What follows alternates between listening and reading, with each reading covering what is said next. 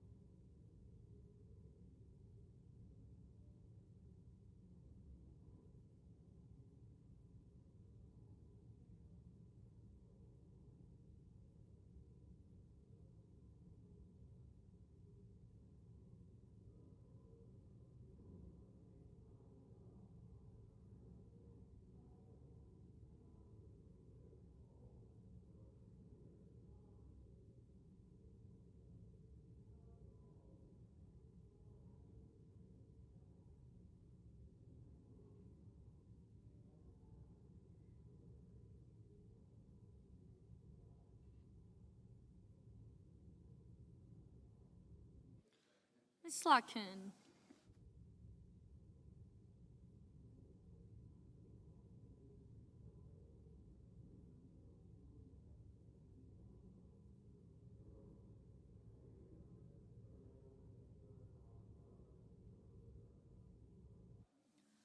Ms. Smith. Mr. Sullivan. Mr. Thune. Mr. Tillis. Mr. Tuberville. Mr. Van Hollen. Mr. Warner. Mr. Warnock. Mr. Whitehouse. Mr. Wicker. Mr. Wicker. Mr. Wyden. Mr. Young.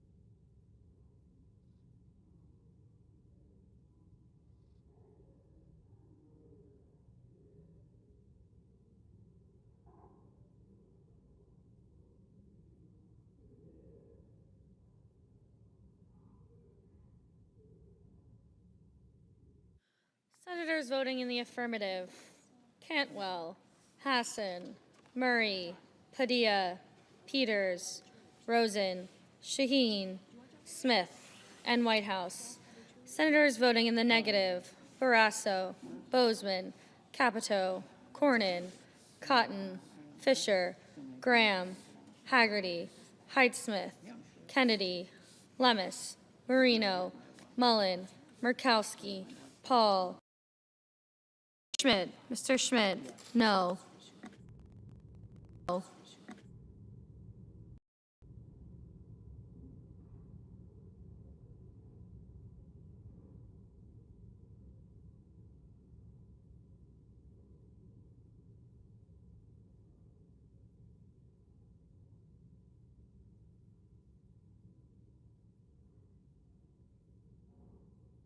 Mr. Merkley. Mr. Merkley, aye.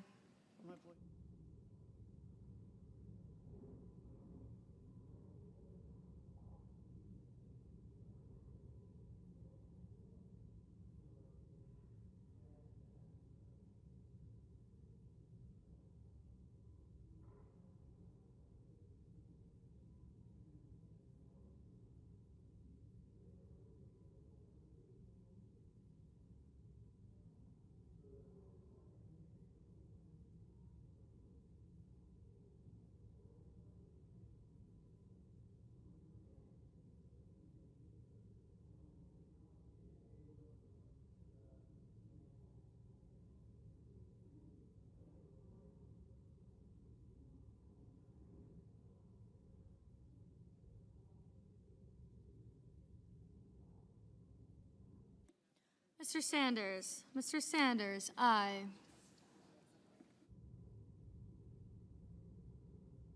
Mr. Wyden. Mr. Wyden, aye.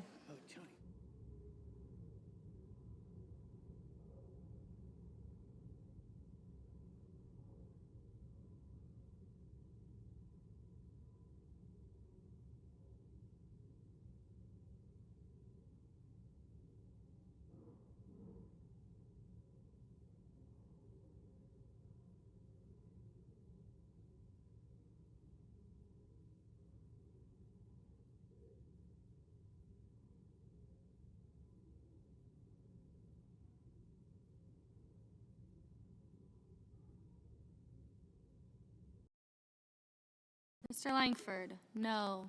Mr. Durbin, Mr. Durbin, Mr. Durbin, aye.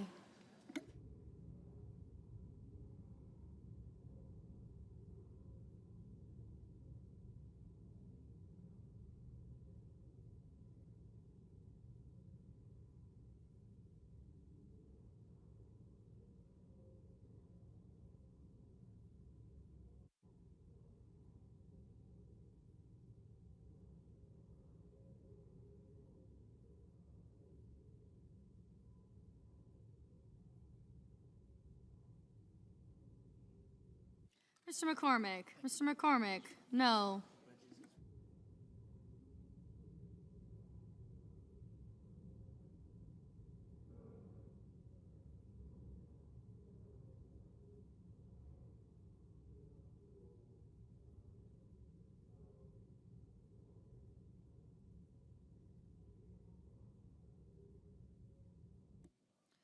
Mr. Husted, Mr. Husted, no.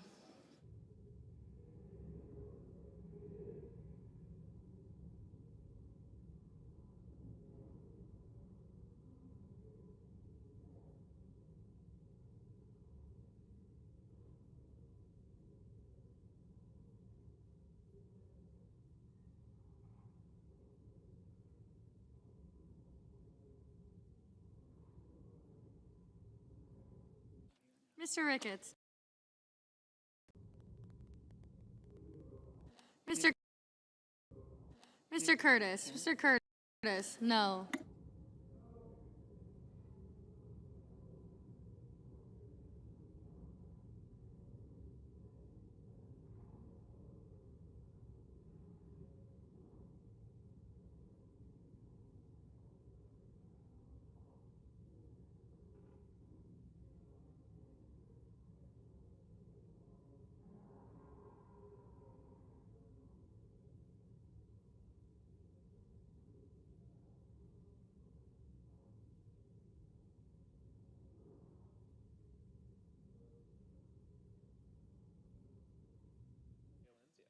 Ms. Baldwin, aye.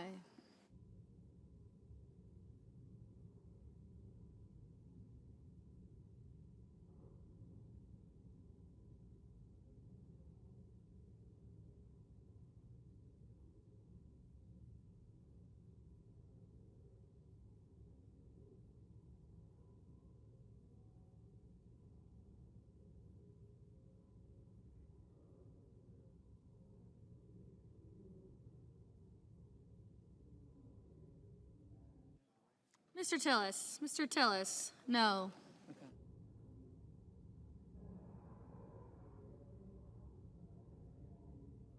Mr. Heinrich, aye.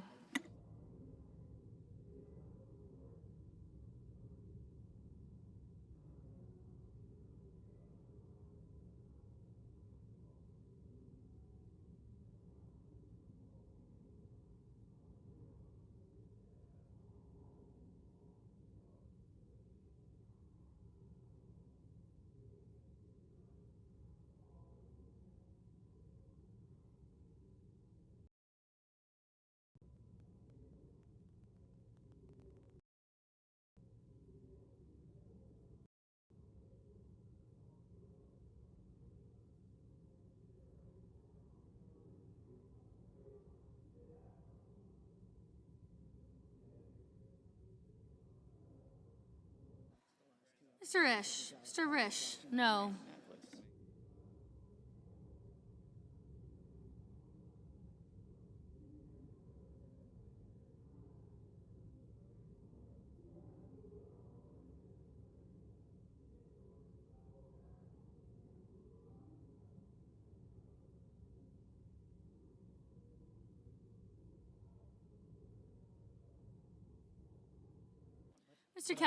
Mr. Kelly, aye.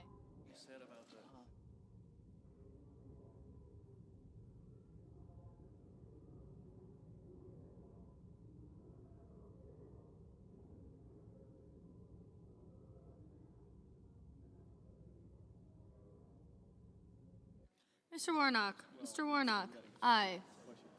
Ms. Warren, aye.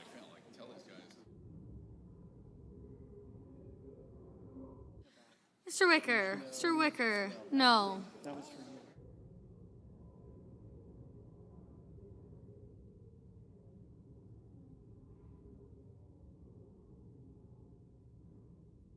Ms. Collins. Ms. Collins, no. Ms. Blunt Rochester. Ms. Blunt Rochester, aye.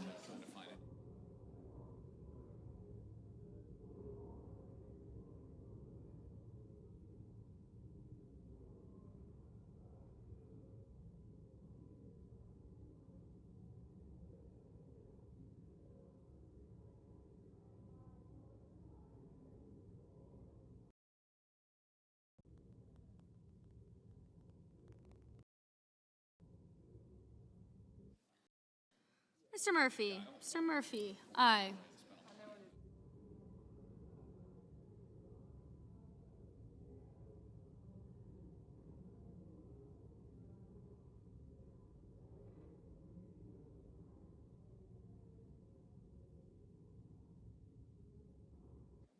Mr. Reed. Mr. Reed, aye. Mr. Grassley. Mr. Grassley, no.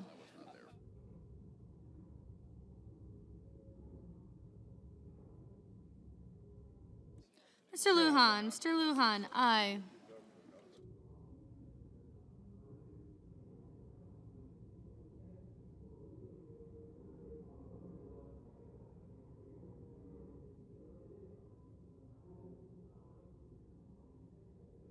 Mr. Gallego. Mr. Gallego, aye. Mr. Hawley. Mr. Hawley, no. Mr. Schiff. Mr. Schiff, aye. Mr. King. Mr. King, aye. Stop watching me.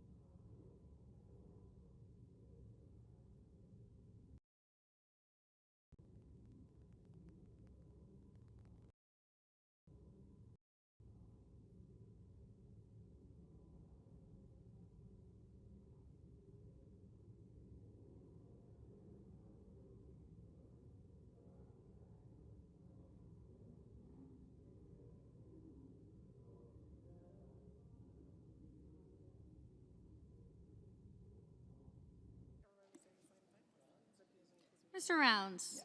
Mr. Rounds, no. Mrs. Blackburn. Mrs. Blackburn, no. Mr. Schatz. Mr. Schatz, aye. Mrs. Britt. Mrs. Britt, no.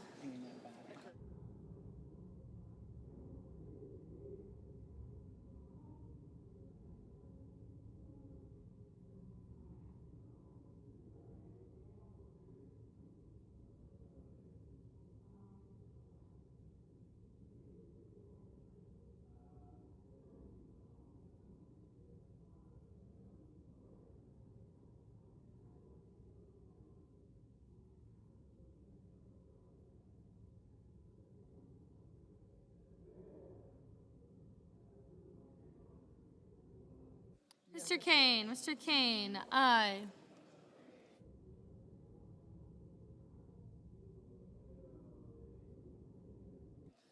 Mr. Cruz. Mr. Cruz, no. Mr. Johnson. Mr. Johnson, no.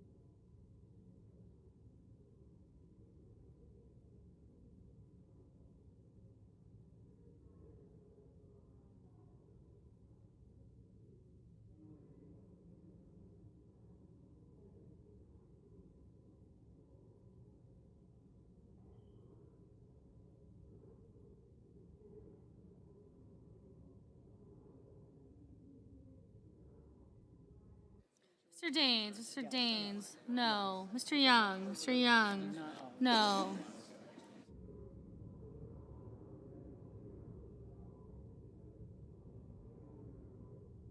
Mr. Banks, no. Mr. Marshall, no.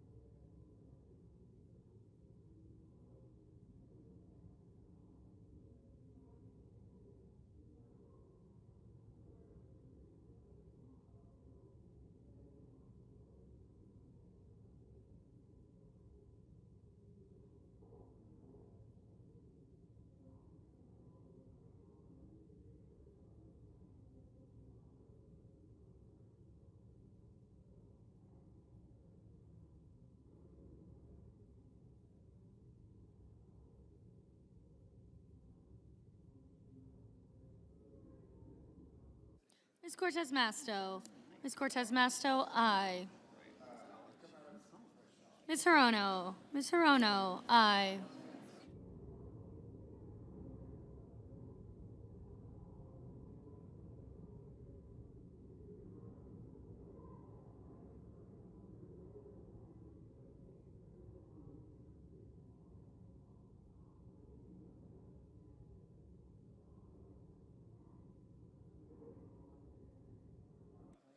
Mr. Crapo, no.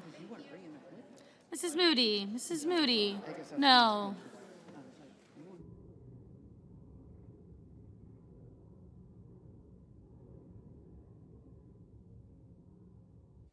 Mr.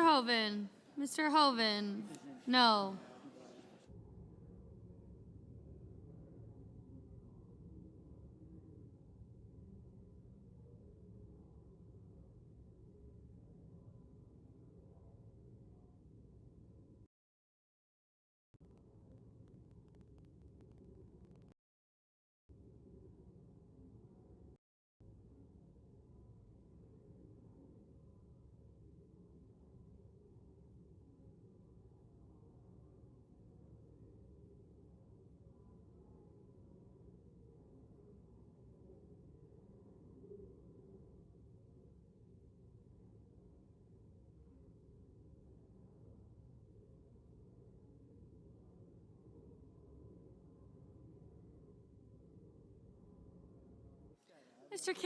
Mr. Kim, aye.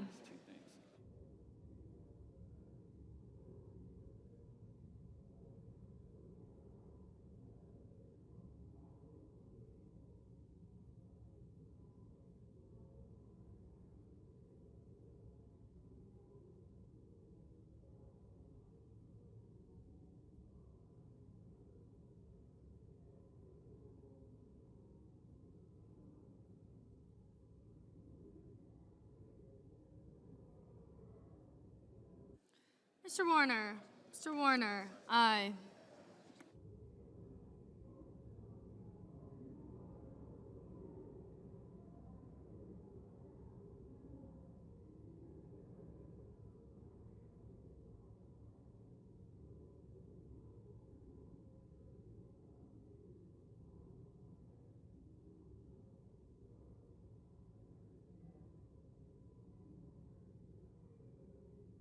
Mr. Moran, no.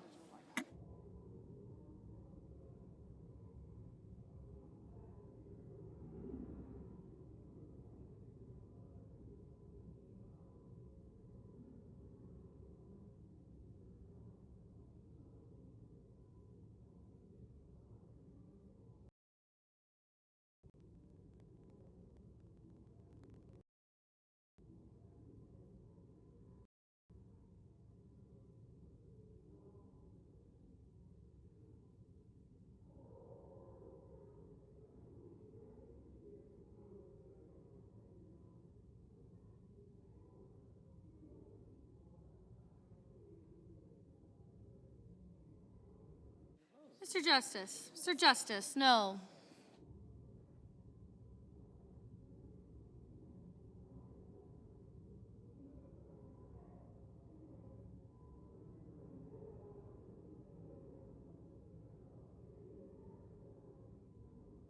Miss Slotkin, aye.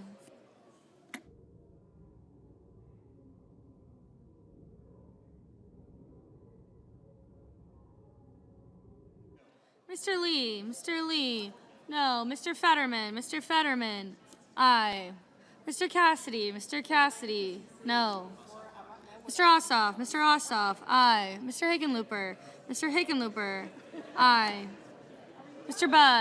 Budd, no.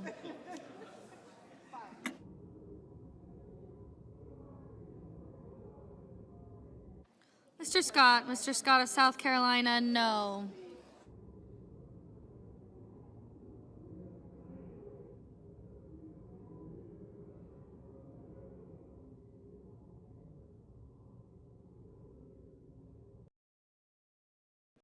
Mr.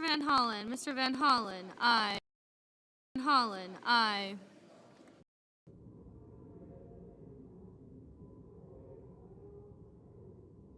Mr. Markey, aye.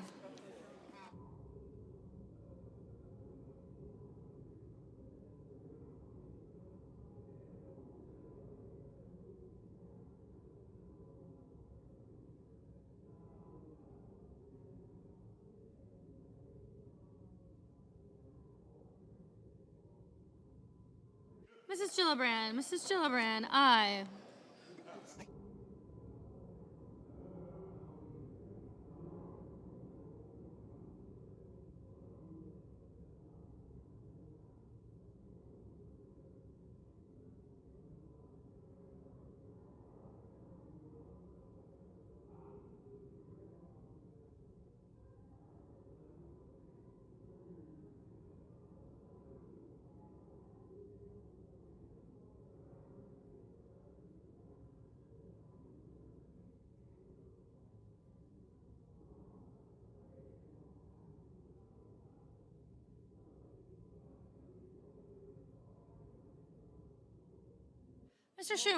Mr. Schumer, aye.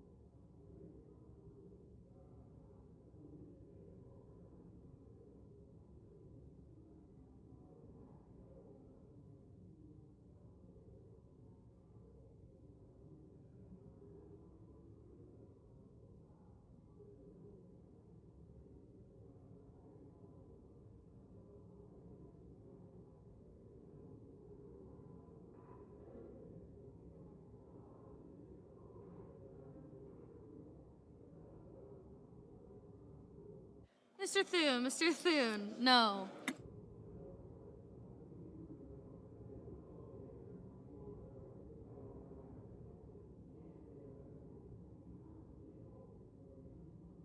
Ms. Brooks, aye. Mr. Blumenthal, aye. Mr. Sullivan, no.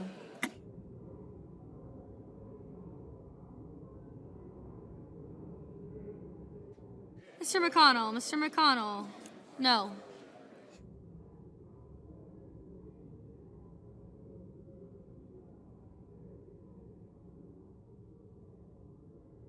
Mr. Booker, aye.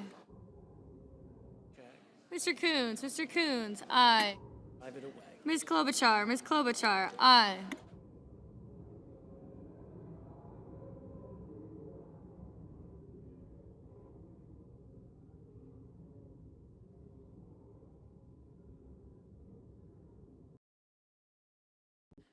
Mr. Bennett, Mr. Bennett, aye. Bennett, aye.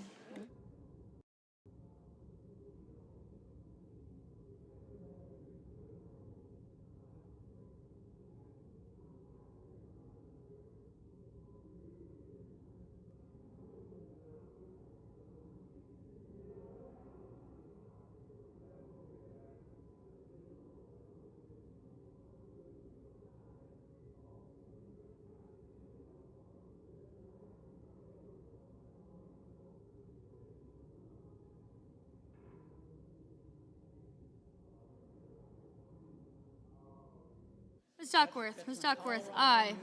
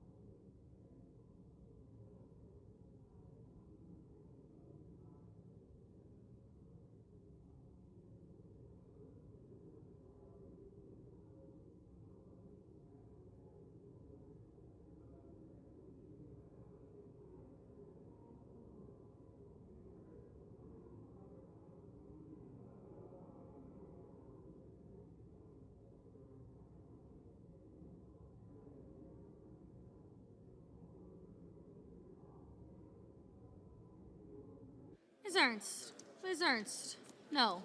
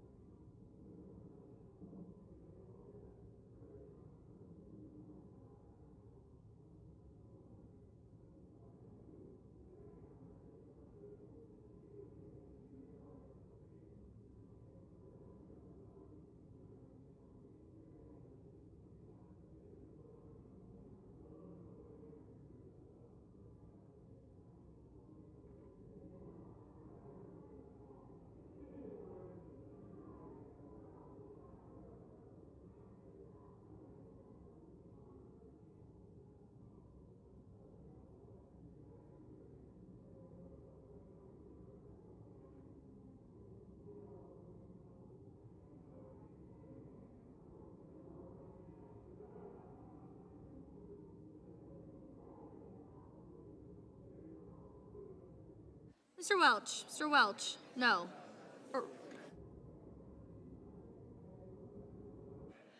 Mr. Welch, aye. Looking out for you. Looking out for you.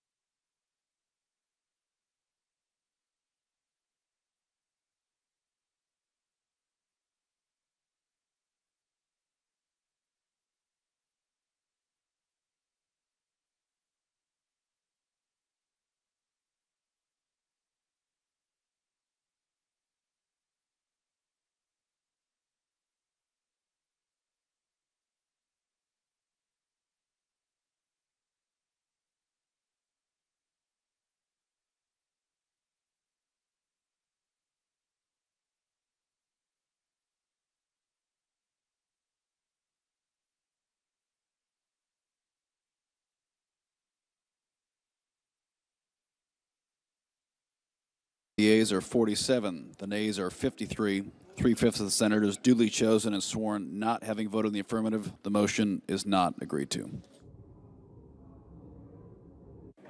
Majority Leader. Mr. President, I ask unanimous consent to be in order for the two leaders to enter motions to reconsider without being on the prevailing side with respect to the cloture votes on the motion to proceed to S 2882 and HR 5371. Further, that mandatory quorum be waived. Is there objection? Without objection. Minority Leader. I enter a motion to reconsider the vote on the motion to invoke cloture on the motion to proceed to S 2882. The motion is entered. The clerk will report the motion to invoke cloture. Cloture motion. We, the undersigned senators, in accordance with the provisions of Rule 22 of the Standing Rules of the Senate, do hereby move to bring to a close debate on the motion to proceed to calendar number 168, HR 5371, an act making continuing appropriations and extensions for the fiscal year 2026 and for other purposes, signed by 17 senators. Under the previous order, the mandatory quorum call under Rule 22 has been waived. The question is it the sense of the Senate that debate on the motion to proceed to H.R. 5371, an act making continuing appropriations and extensions for fiscal year 2026 and for other purposes, shall be brought to a close. The ayes and nays are mandatory under the rule. The clerk will call the roll. Ms. Alsobrooks, Ms. Baldwin, Mr. Banks, Mr. Barrasso,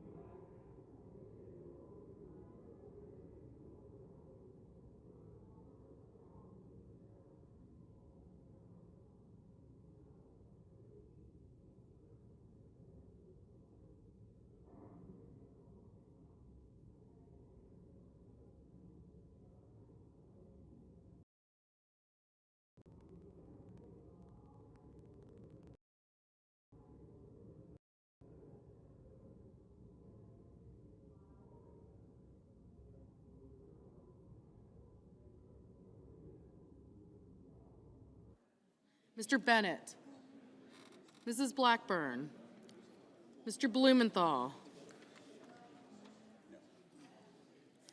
Ms. Blunt-Rochester,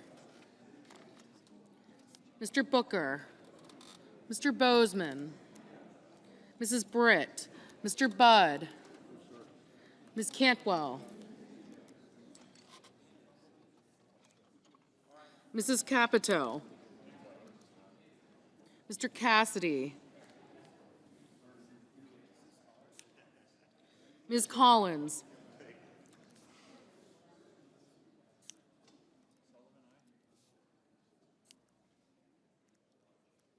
Mr. Coons, Mr. Cornyn, Ms. Cortez Masto, Mr. Cotton, Mr. Kramer, Mr. Crapo, Mr. Cruz, Mr. Curtis, Mr. Daines, Ms. Duckworth, Mr. Durbin, Ms. Ernst, Mr. Fetterman, Mrs. Fisher, Mr. Gallego, Mrs. Gillibrand, Mr. Graham, Mr. Grassley, Mr. Haggerty, Ms. Hassan, Mr. Hawley,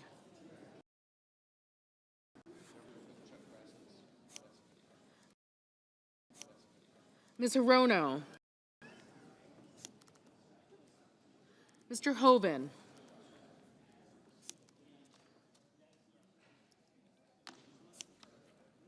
Mr. Husted, Mrs. Height-Smith,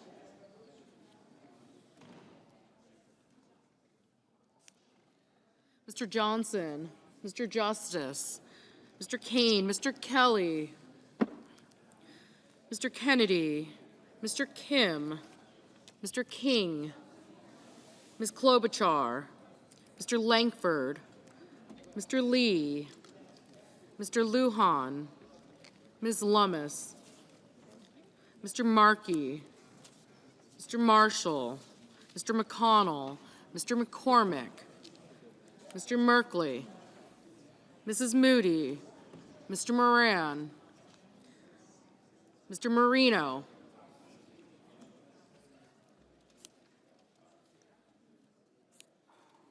Mr. Mullen, Ms. Murkowski,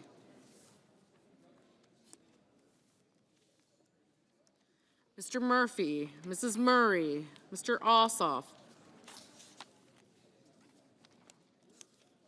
Mr. Padilla, Mr. Paul, Mr. Peters, Mr. Reed, Mr. Ricketts, Mr. Risch, Ms. Rosen, Mr. Rounds, Mr. Sanders, Mr. Schatz, Mr. Schiff, Mr. Schmidt, Mr. Schumer, Mr. Scott of Florida, Mr. Scott of South Carolina, Mrs. Shaheen, Mr. Sheehy, Ms. Slotkin, Mr. Thune, Mr. Tillis, Mr. Tuberville, Mr. Van Hollen, Mr. Warner, Mr. Warnock, Ms. Warren, Mr. Welch, Mr. Whitehouse, Mr. Wicker, Mr. Wyden, Mr. Young.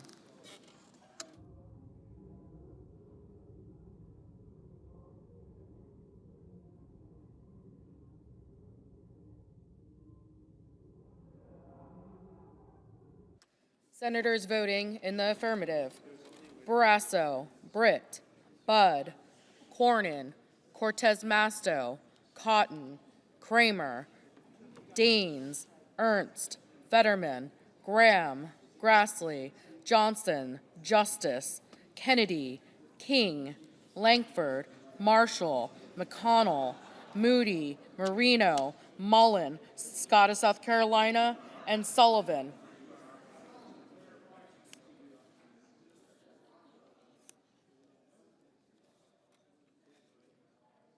Ms. Collins, aye. Senators voting in the negative: Mr. Moran, aye. Senators voting in the negative: Blumenthal, Blunt Rochester, Coons, Heinrich, Hickenlooper, Kane, Kim, Merkley, Murray, Ossoff, Padilla, Reed, Sanders, Schumer, Slotkin, Warnock, and Welch.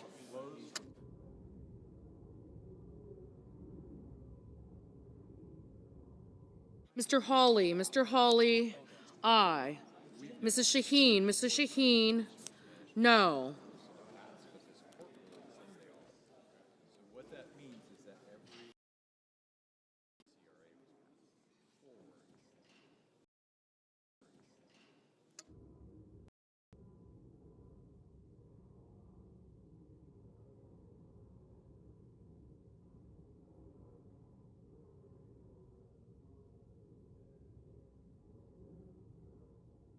Ms. Klobuchar, no.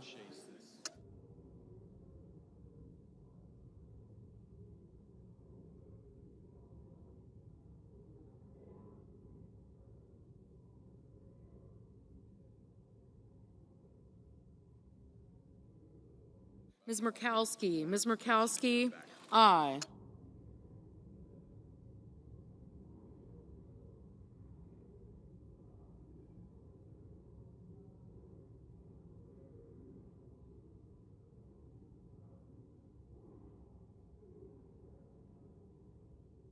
Ms. Brooks, no. Ms. Duckworth, no.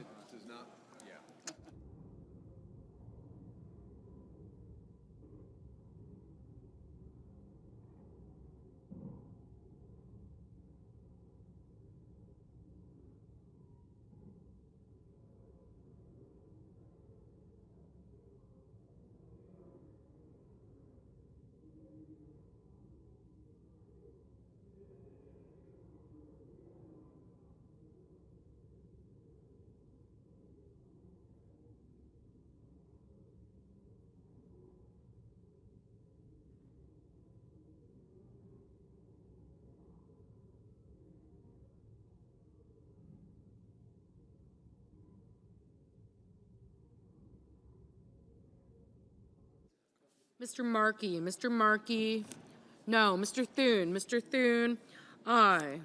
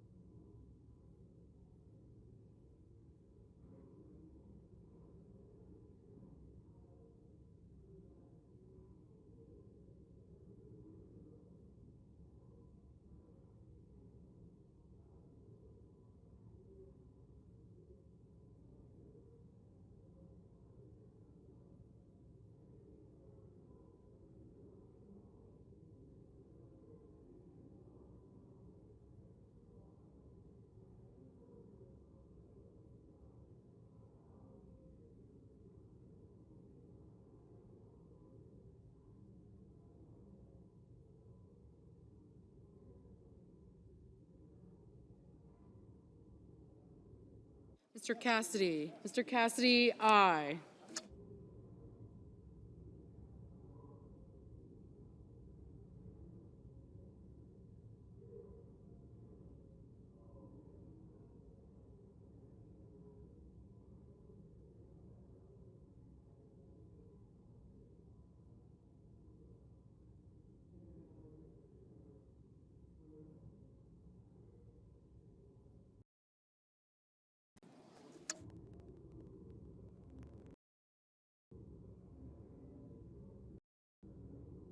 Mr. Kelly, no. Mr. Lujan, no.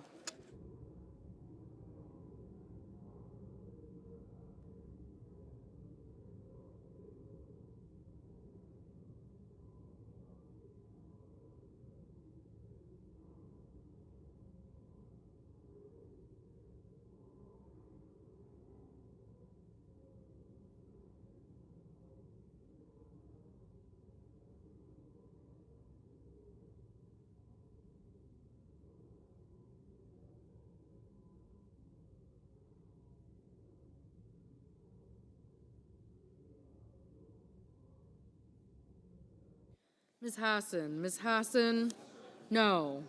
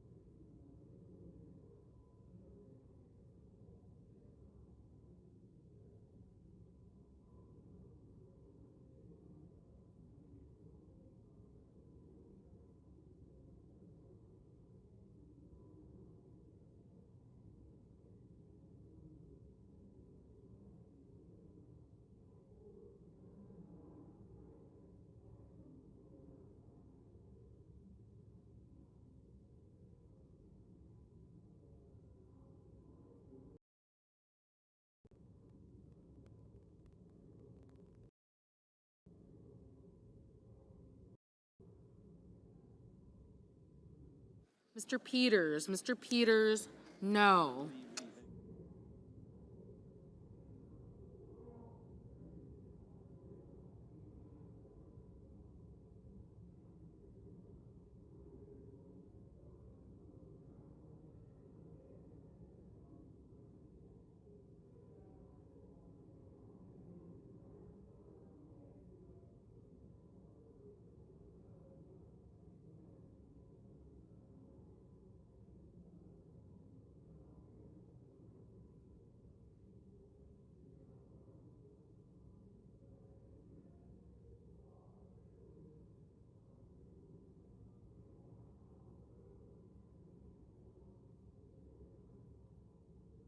Ms. Cantwell, no.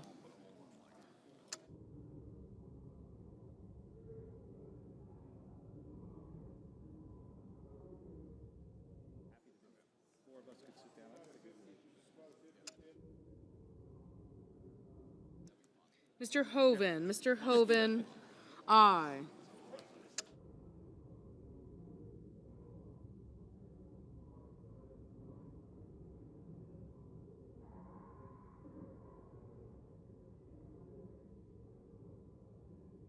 Mr. Ricketts, Mr. Ricketts, aye.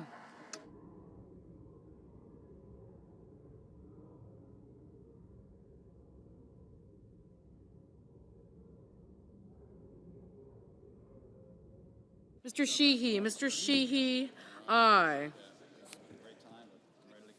Mr. Schiff, Mr. Schiff, no.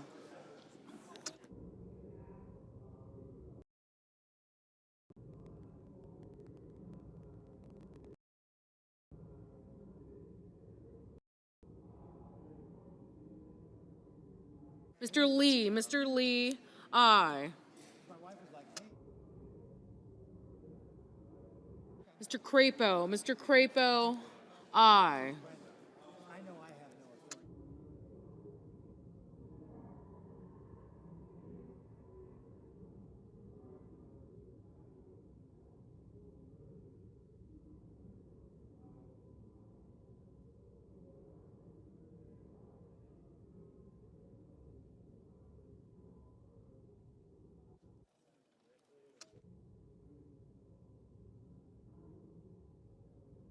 Mr. Bennett, no. Mr. Tuberville, aye. Ms. Warren, no.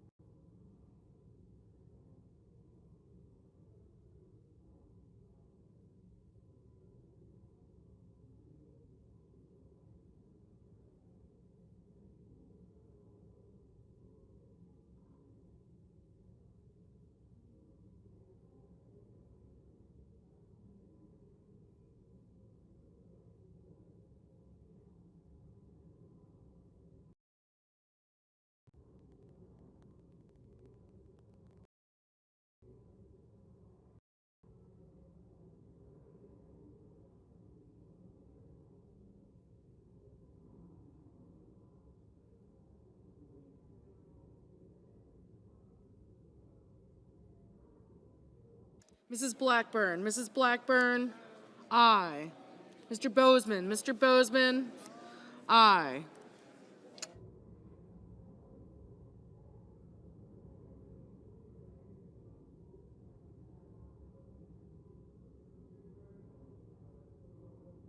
Mr.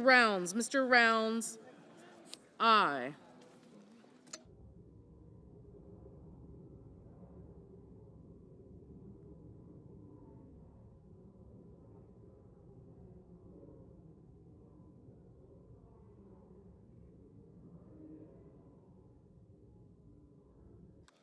Mr.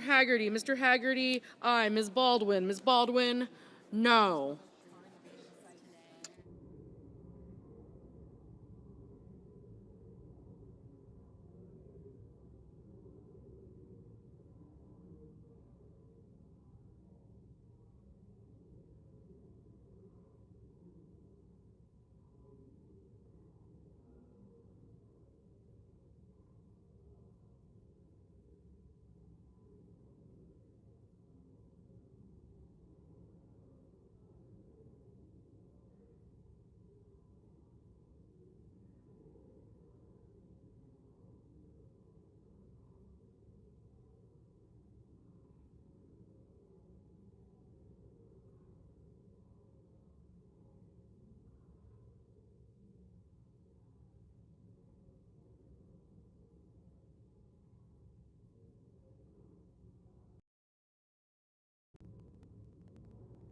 Mr. Van Hollen. Mr. Van Hollen. Mr. Van Hollen. No.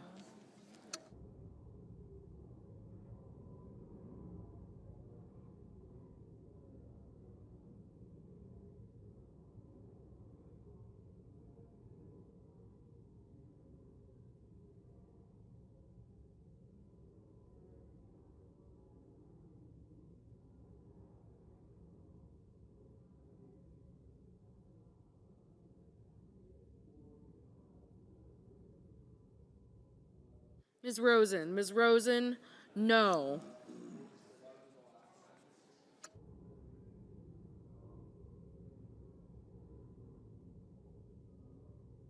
Mrs. Capito. Mrs. Capito. Aye.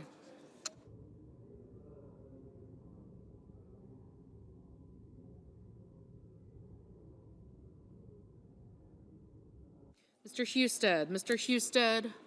Aye.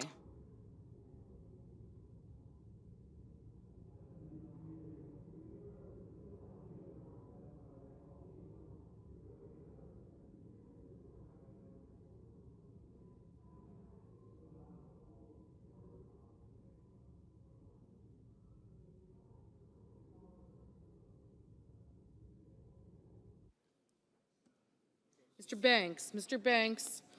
Aye.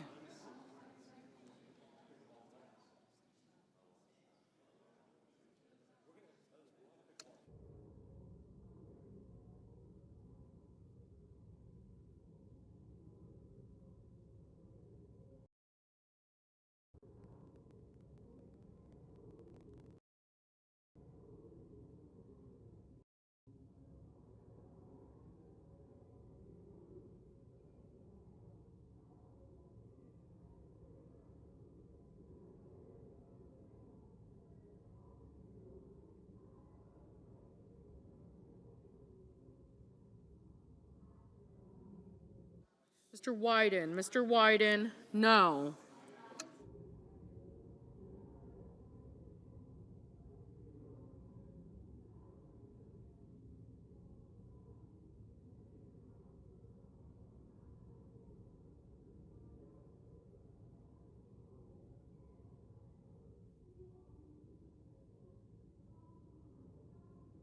Mr. Booker. Mr. Booker. No. Ms. Hirono. Ms. Hirono. No. Mr. McCormick. Mr. McCormick. Aye. Mr. Curtis. Mr. Curtis. Aye.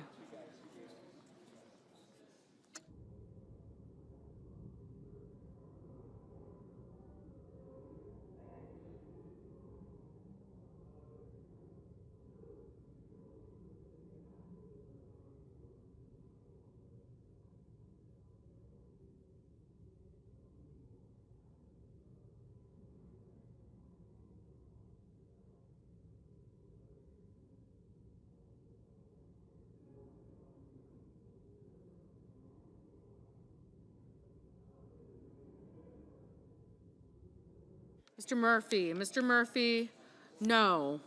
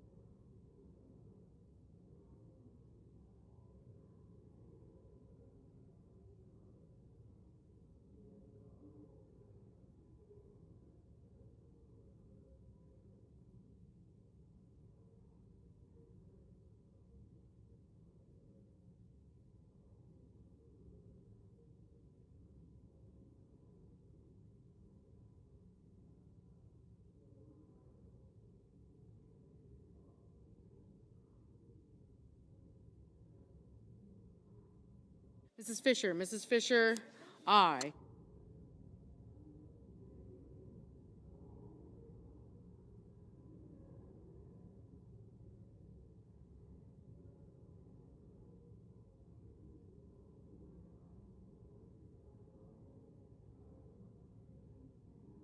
Ms. Smith, Ms. Smith, no.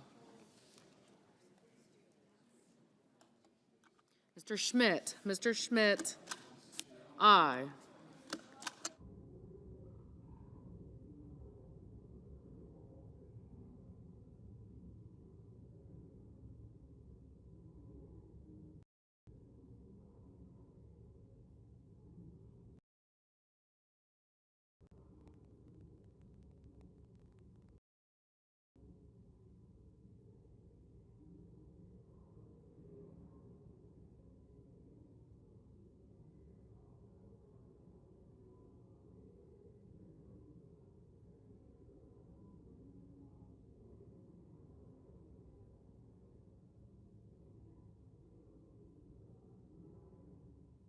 Ms. Lummis, aye. Mr. Tillis, aye.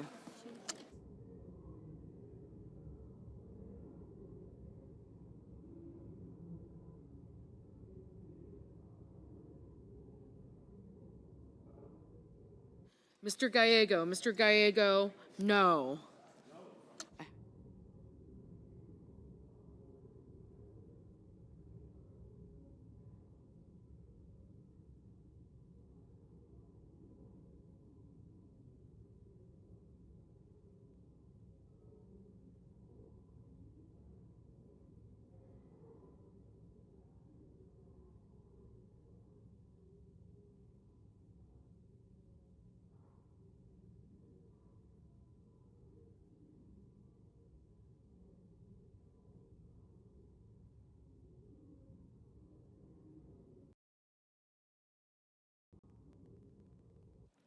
Mr.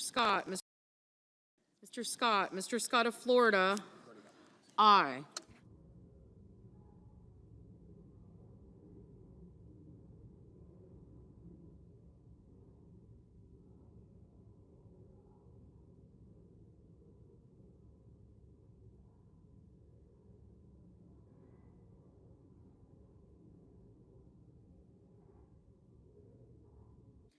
Mr. Whitehouse, no.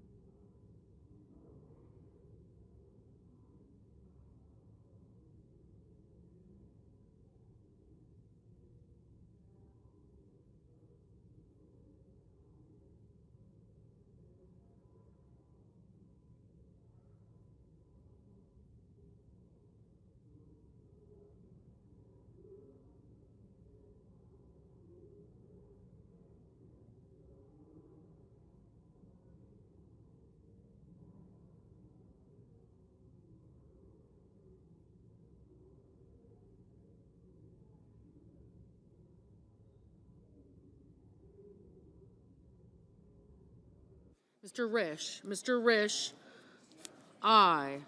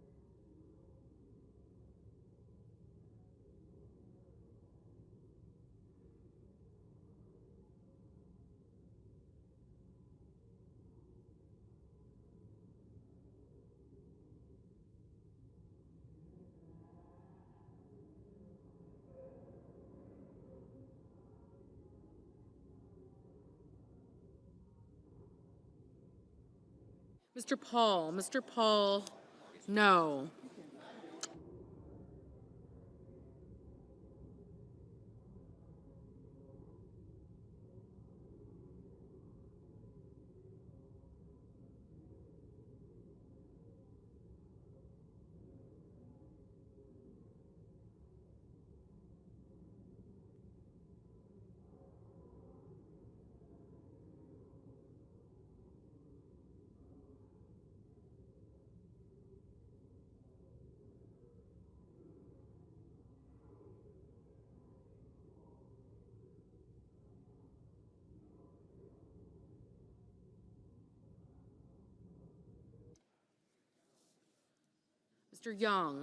Mr. Young, aye.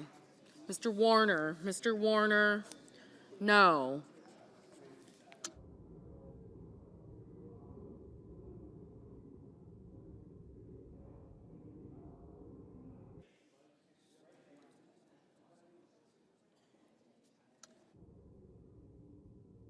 Mr. Cruz, aye.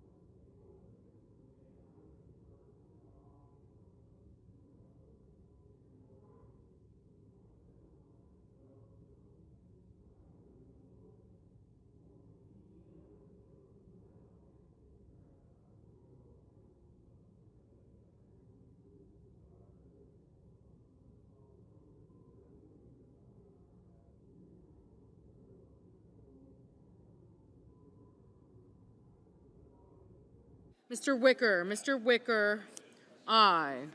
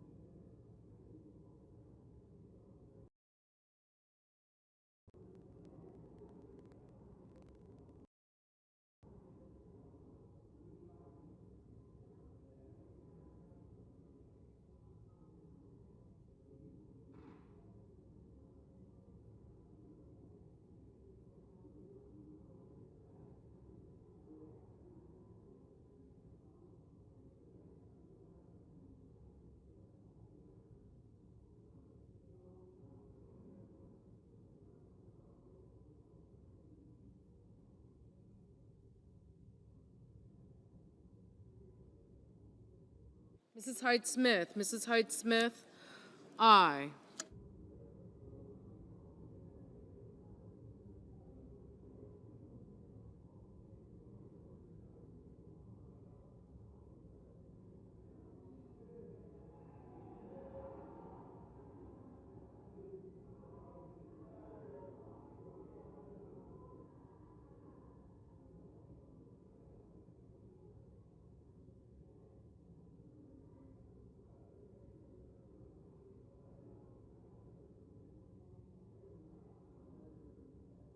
Hello, Lindsay. How are you?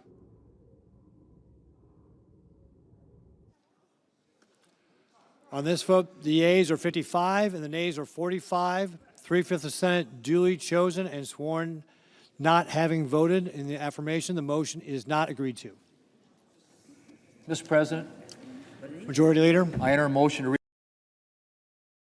unanimous consent that if any nominations are confirmed during today's session of the Senate, that the motion to reconsider be considered made and laid upon the table, and the President be immediately notified of the Senate's action. Without objection.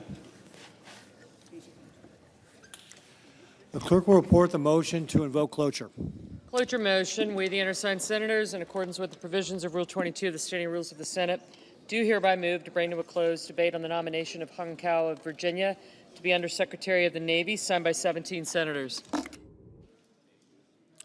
Under the previous order, the mandatory quorum call under Rule 22 has been waived. The question is it the sense of the Senate that the debate on the nomination of Hung Kao of Virginia to be Undersecretary of the Navy shall be brought to a close? The yeas and nays are mandatory under the rule. The clerk will call the roll. Ms. Alsobrooks. Ms. Baldwin. Thank you. Thank you.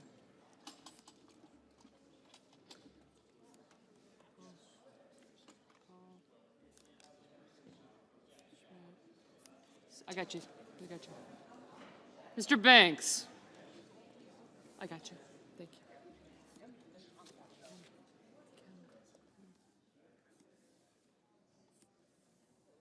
Mr. Barrasso.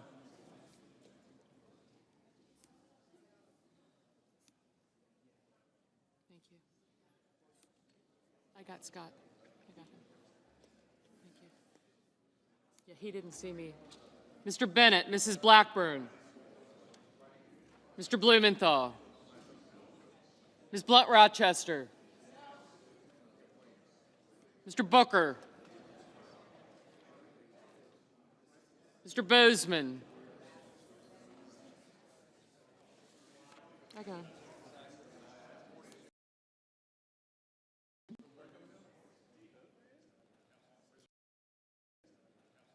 he did. Mrs. Britt. Mr. Budd.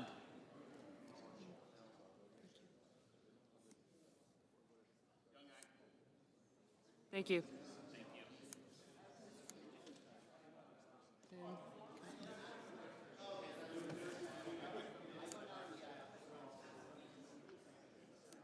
Thank you. Okay.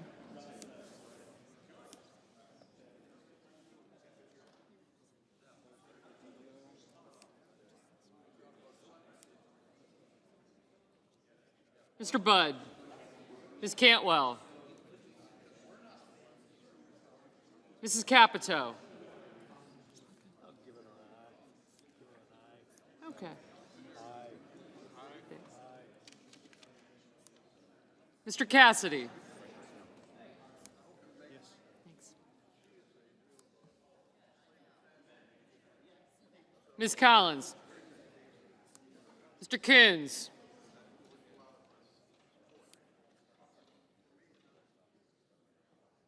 Mr. Cornyn. Ms. Cortez Masto. Mr. Cotton, Mr. Kramer. I got you. I did. Yes, sir. Thank you. Thank you. Mr. Crapo, Mr. Cruz, Mr. Curtis. Thank you. Mr. Daines. Ms. Ernst.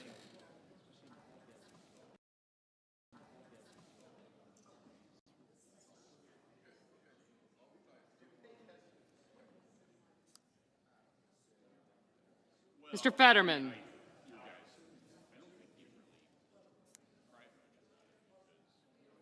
Mrs. Fisher. Mr. Gallego, Mrs. Gillibrand. Mr. Graham, Mr. Grassley, Mr. Haggerty. Ms. Hassan.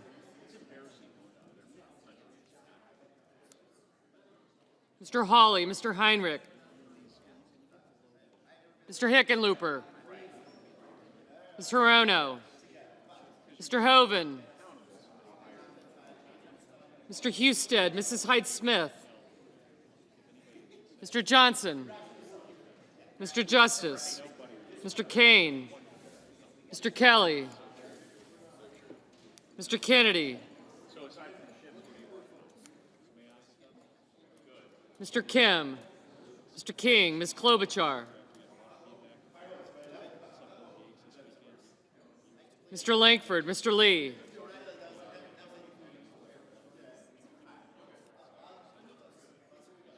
Mr. Lujan. Ms. Lemus.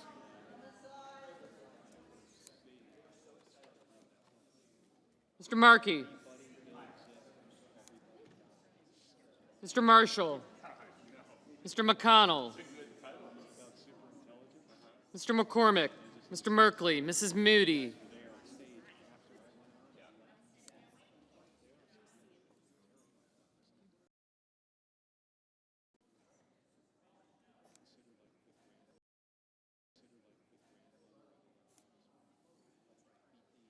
Mr. Moran. Mr. Marino.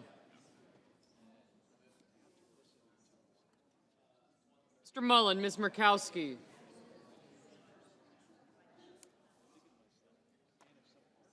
Mr. Murphy. Mrs. Murray. Mr. Ossoff. Mr. Padilla. Mr. Paul. Mr. Peters. Mr. Reed. Mr. Ricketts. Mr. Risch. Ms. Rosen. Mr. Rounds. Mr. Sanders. Mr. Schatz. Mr. Schiff.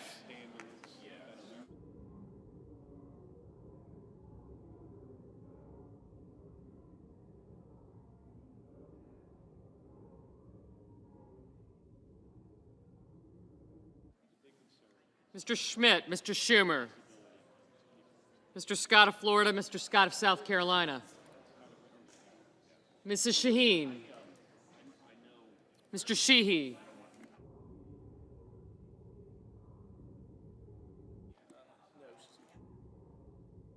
Ms. Slotkin.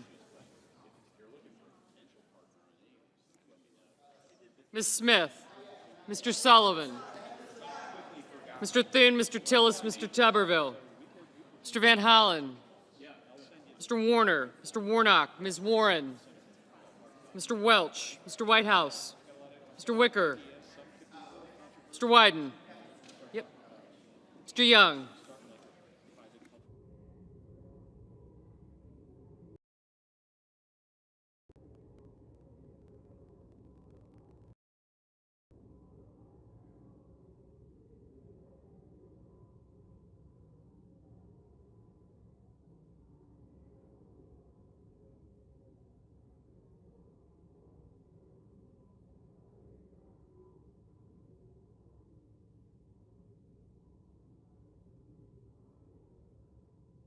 Senators voting in the affirmative: Barrasso, Bozeman, Capito, Cassidy, Collins, Cornyn, Cotton, Crapo, Cruz, Curtis, Graham, Grassley, Hawley, Husted, Hyde-Smith, Lankford, Lee, Lummis, McConnell, Moran, Mullen, Paul, Ricketts, Rounds, Schmidt, Scott of Florida, Scott of South Carolina, Sheehy, Thune, Tillis, Wicker, and Young.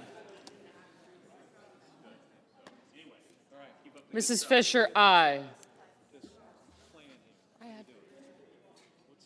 I had you.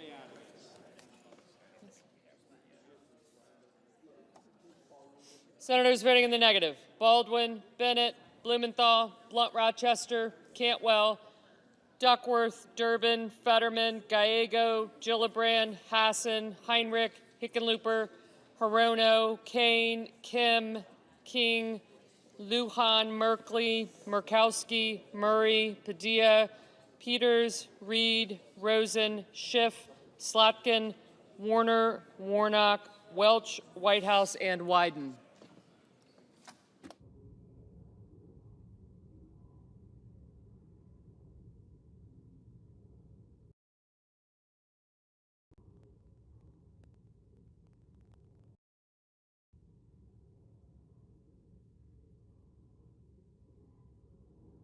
Mr. Booker, no.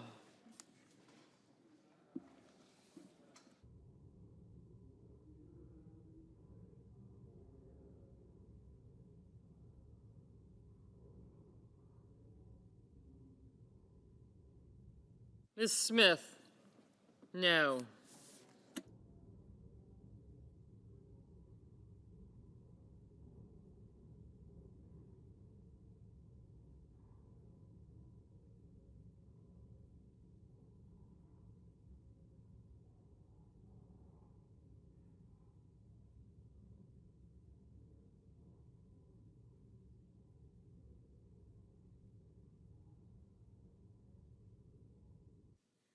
Ms. Warren? No.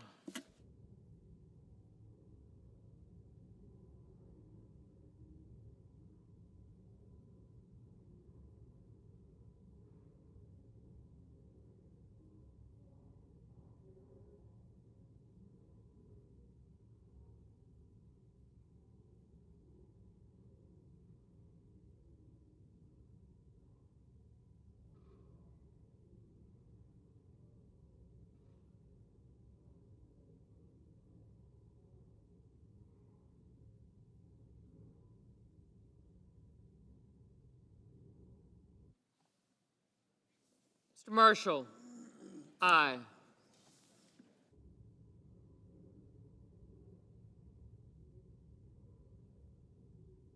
Mr. Hoven? Aye.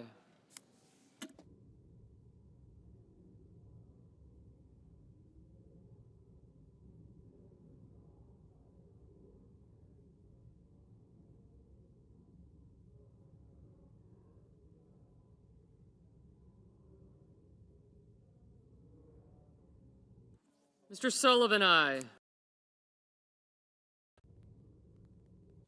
Mr. Ossoff? Mr. Ossoff? No.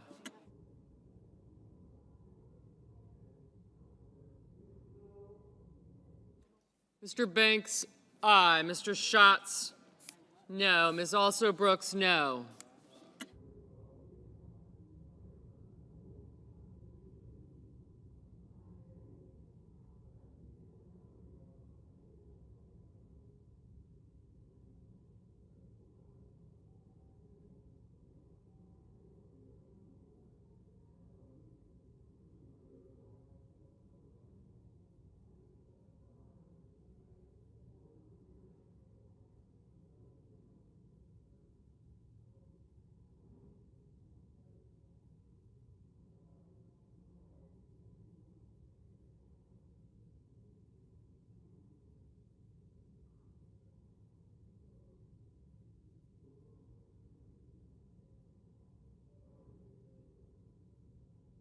Mrs. Shaheen? No.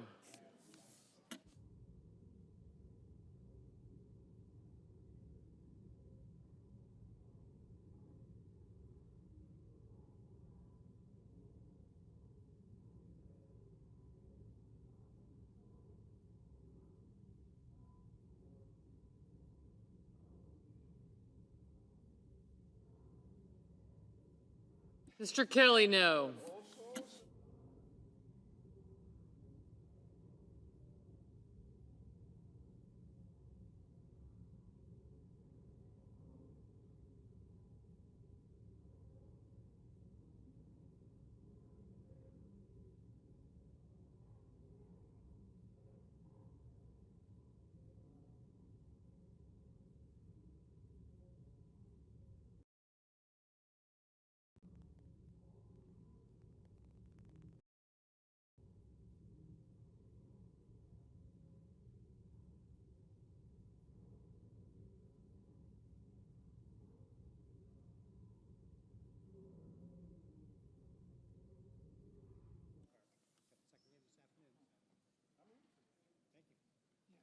Mr. Daines? Aye.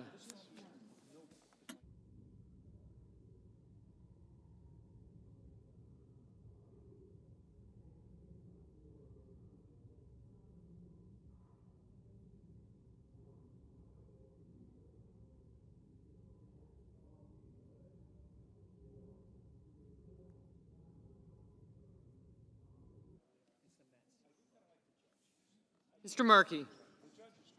No. Holland? No.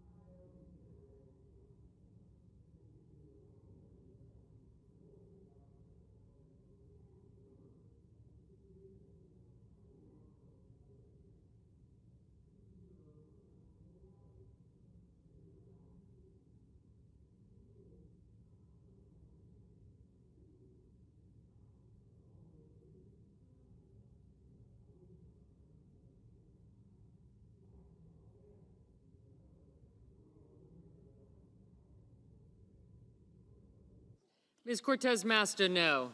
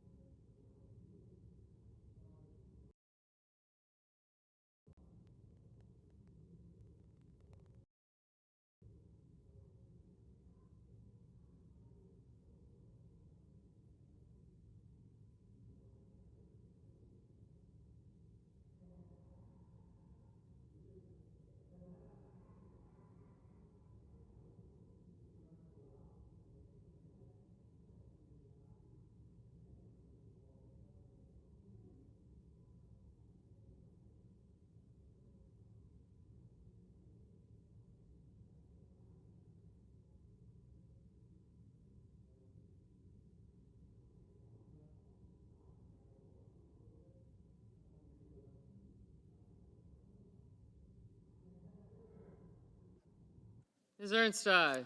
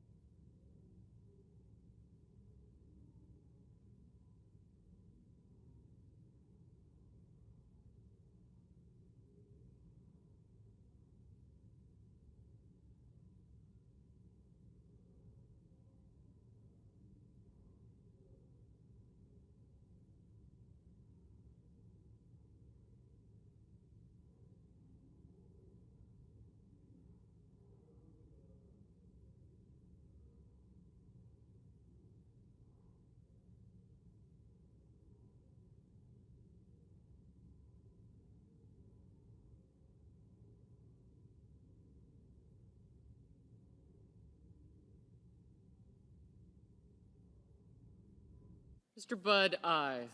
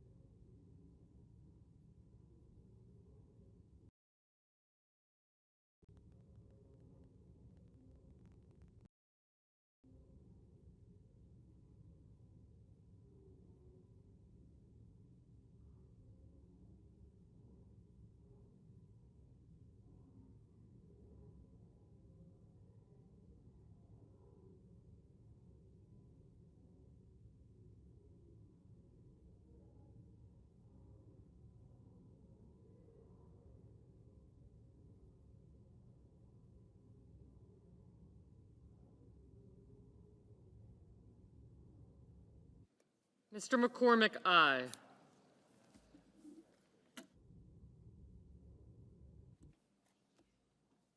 Ms. Klobuchar, no. Mr. Marino, aye.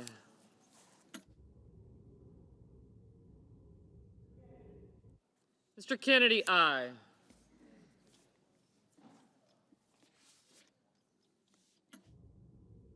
Mrs. Moody, aye.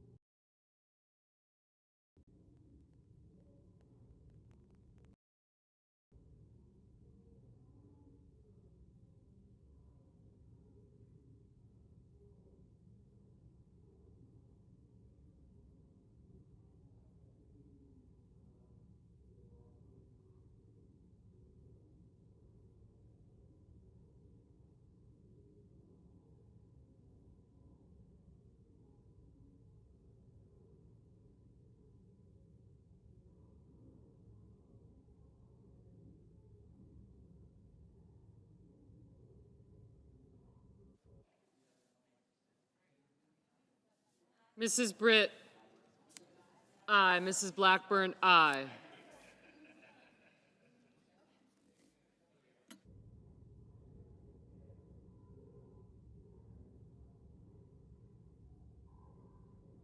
Mr. Johnson, aye.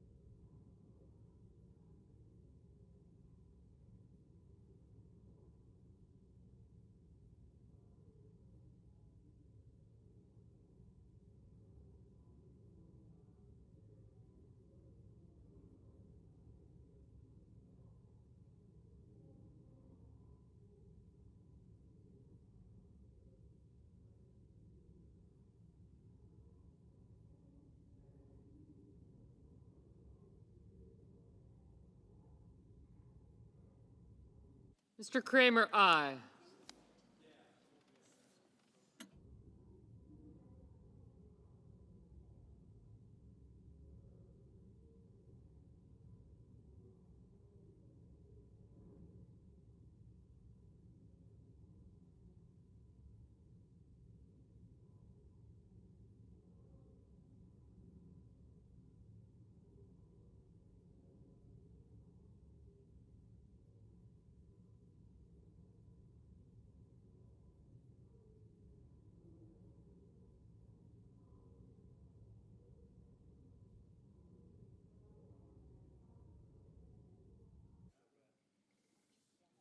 Mr. Schumer, no.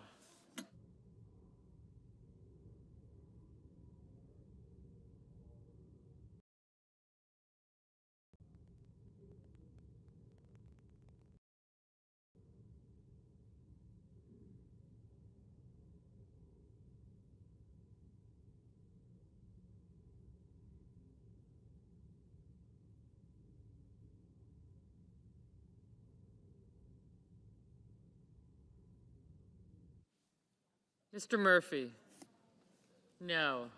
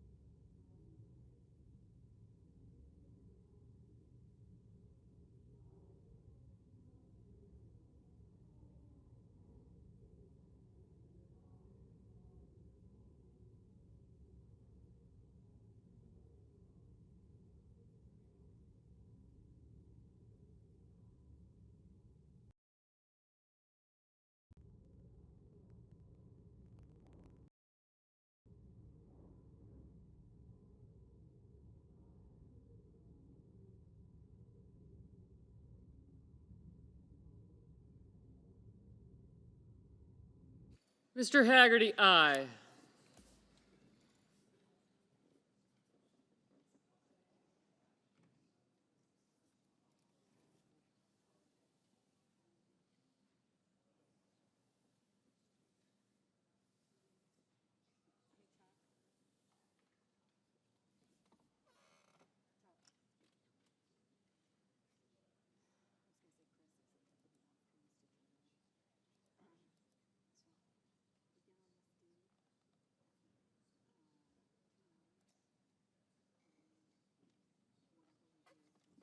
Mr. Coons, no.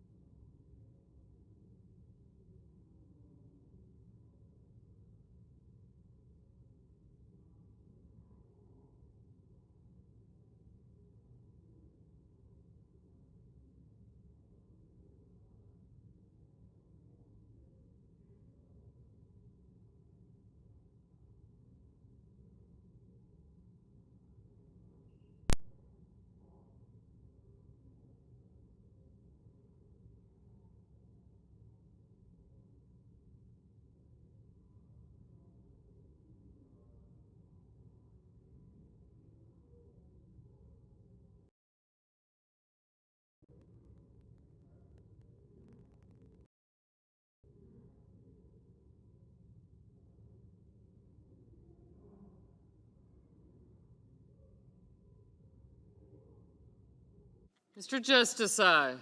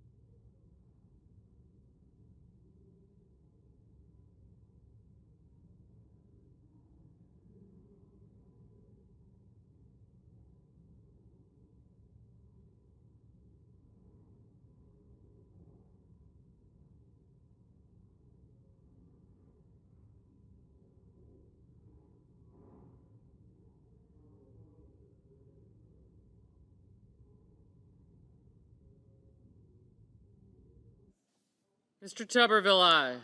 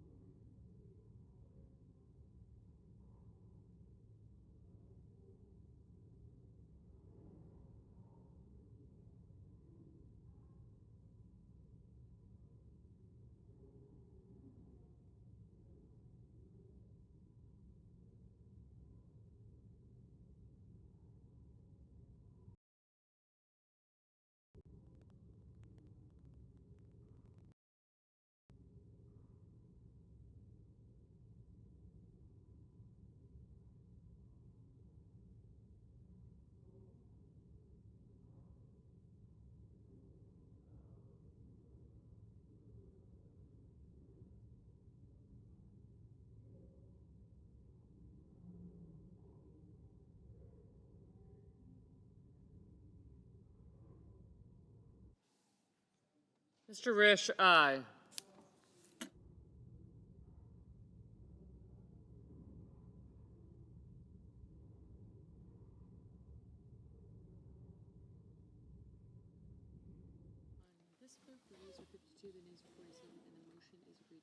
On this vote, the yeas are 52, the nays are 47, and the motion is agreed to.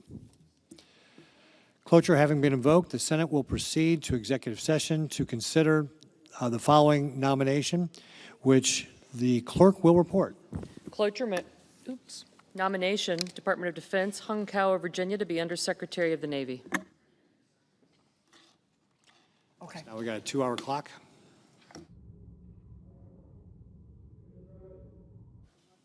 Senator from North Carolina. President, on Saturday, I was in Western North Carolina for the day because that marked the 1-year anniversary of the landfall of Helene, and in a place that a hurricane's never really been before, about 200 miles inland, and the Smoky Mountain range. In North Carolina alone, Mr. President, it had an impact land-wise equivalent to the state of Massachusetts. About a dozen river basins were at historic 100-year flood levels. And the damage was tremendous. North Carolina alone, more than 250 people by the storm. $59.6 billion in damages. It's actually the most expensive storm in North Carolina's history, breaking the previous record of $30 billion by Hurricane Florence back in 2018. 74,000 homes damaged or destroyed. 5,000 miles of roads damaged or destroyed, including major portions of I-40, which are still only one lane in each direction for about a 20-mile stretch between North Carolina and Tennessee. I-26 was damaged. Blue Ridge Parkway's just opened up. 848 bridges damaged and destroyed, 20,000 farms and 800,000 acres of timber damaged. 163 water systems damaged, with Asheville not having drinkable water for almost 2 months after the storm. Mr. President, when I was in Western North Carolina, I heard someone say that the one community that I was in was back on its feet. But for every community that's back on its feet, there's still several communities that are on its knees or flat on its back. In fact, there are some communities that we wonder whether or not they ever will come back. And the reason I talk about it, in addition to being the 1-year anniversary, Mr. President, we've got real problems in the FEMA Disaster Relief Fund and resources available. The President rightfully acknowledged that there was a release of money about a month ago, but all of that is money that's already, those are reimbursements. Those are costs that have already been incurred. We haven't even gotten to a point to where we're trying to become more resilient or to prepare for the next storm. We're still, when I was riding from Old Fort to Chimney Rock, I was going down a stretch of highway, or not a stretch of highway, a stretch of state road. There are still cars in the creek bed because they're trying to figure out where they're ultimately going to put it back on a hillside, when they can get stabilization there and actually have the funding to build the roads. I know a lot of people have moved on, Mr. President, but in Western North Carolina, we haven't moved on. We're suffering as much today as we were the day or 3 or 4 days after the storm last year. According to the latest FEMA Disaster Relief Fund monthly report, the major disasters account balance right now is at $1.4 billion. That is dangerously low. Last month, FEMA approved $7.5 billion from the major disasters account. In 2024, there were 90 FEMA-declared major disasters, nearly double the 30-year average, and 55 declarations per year, up 55 declarations per year. Already this year, and we're really ramping up in the hurricane season right now, we've had 40 major disaster declarations in 22 states. FEMA simply doesn't have the funding needed to respond to a major disaster. Ladies and gentlemen, we're in a shutdown posture right now. We have storms in the Atlantic and more storms forming off the coast of Africa, and we are not prepared for another major disaster should it hit this weekend. Nor do we have the money that we need to help communities across this country, especially in Western North Carolina, recover from Helene. The House passed continuing resolution that we tried to vote on this week had $22.5 billion for the FEMA Disaster Relief Fund. But that of government, but we're especially hurting the disaster actually hurting the disaster relief fund and FEMA. And the only thing standing in our way is a simple vote to continue funding at levels that my Democratic colleagues have agreed to before. Ladies and gentlemen, we don't have a CR that the president or that the majority leader has decorated with ornaments. We call it like decorate some of these spending bills like a Christmas tree. This is a simple continuing resolution to spend at the level we were spending yesterday. There's nothing more to it.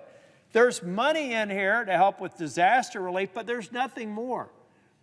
This shutdown is hurting people in North Carolina. This shutdown will hurt more people. When Al lost the season last year in the tourist season to the Blue Ridge Parkway and the Great Smoky Mountain Parks, that was a hurricane. That was an inland hurricane, a disaster. This year, it's the disastrous vote of the Democrats not allowing us to continue to fund at the levels that we did yesterday. We're not asking for anything more than that. We're asking for time to negotiate the premium tax credits, the ACA credits that I'm on record as saying we do need to find a good place for that. It's not about canceling them. But folks, we can't even get to that if we can't agree to something as basic as can we spend today what we did yesterday? And I know that there are several members on the other side of the aisle that would like to move with a clean CR and get to that negotiation. And I'm just speaking on behalf of people in North Carolina.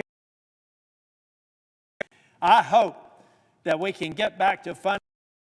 We can get back to funding the government, that we can plus up the disaster relief fund, and that I won't have to come to the floor next week to see who's going to be against this unanimous consent for doing just that. Let's do our job. Let's get back in business. Let's get the government funded, and let's help the people in North Carolina and dozens of disaster-declared places all across this country. Thank you, Mr. President.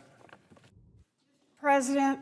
Senator from Massachusetts. Mr. President, in July, when Republicans voted on the first spending bill for 2026, with cuts that would knock 15 million people off health care, I stood right here and I asked my Republican colleagues in the Senate to grow a spine and stand up for Americans.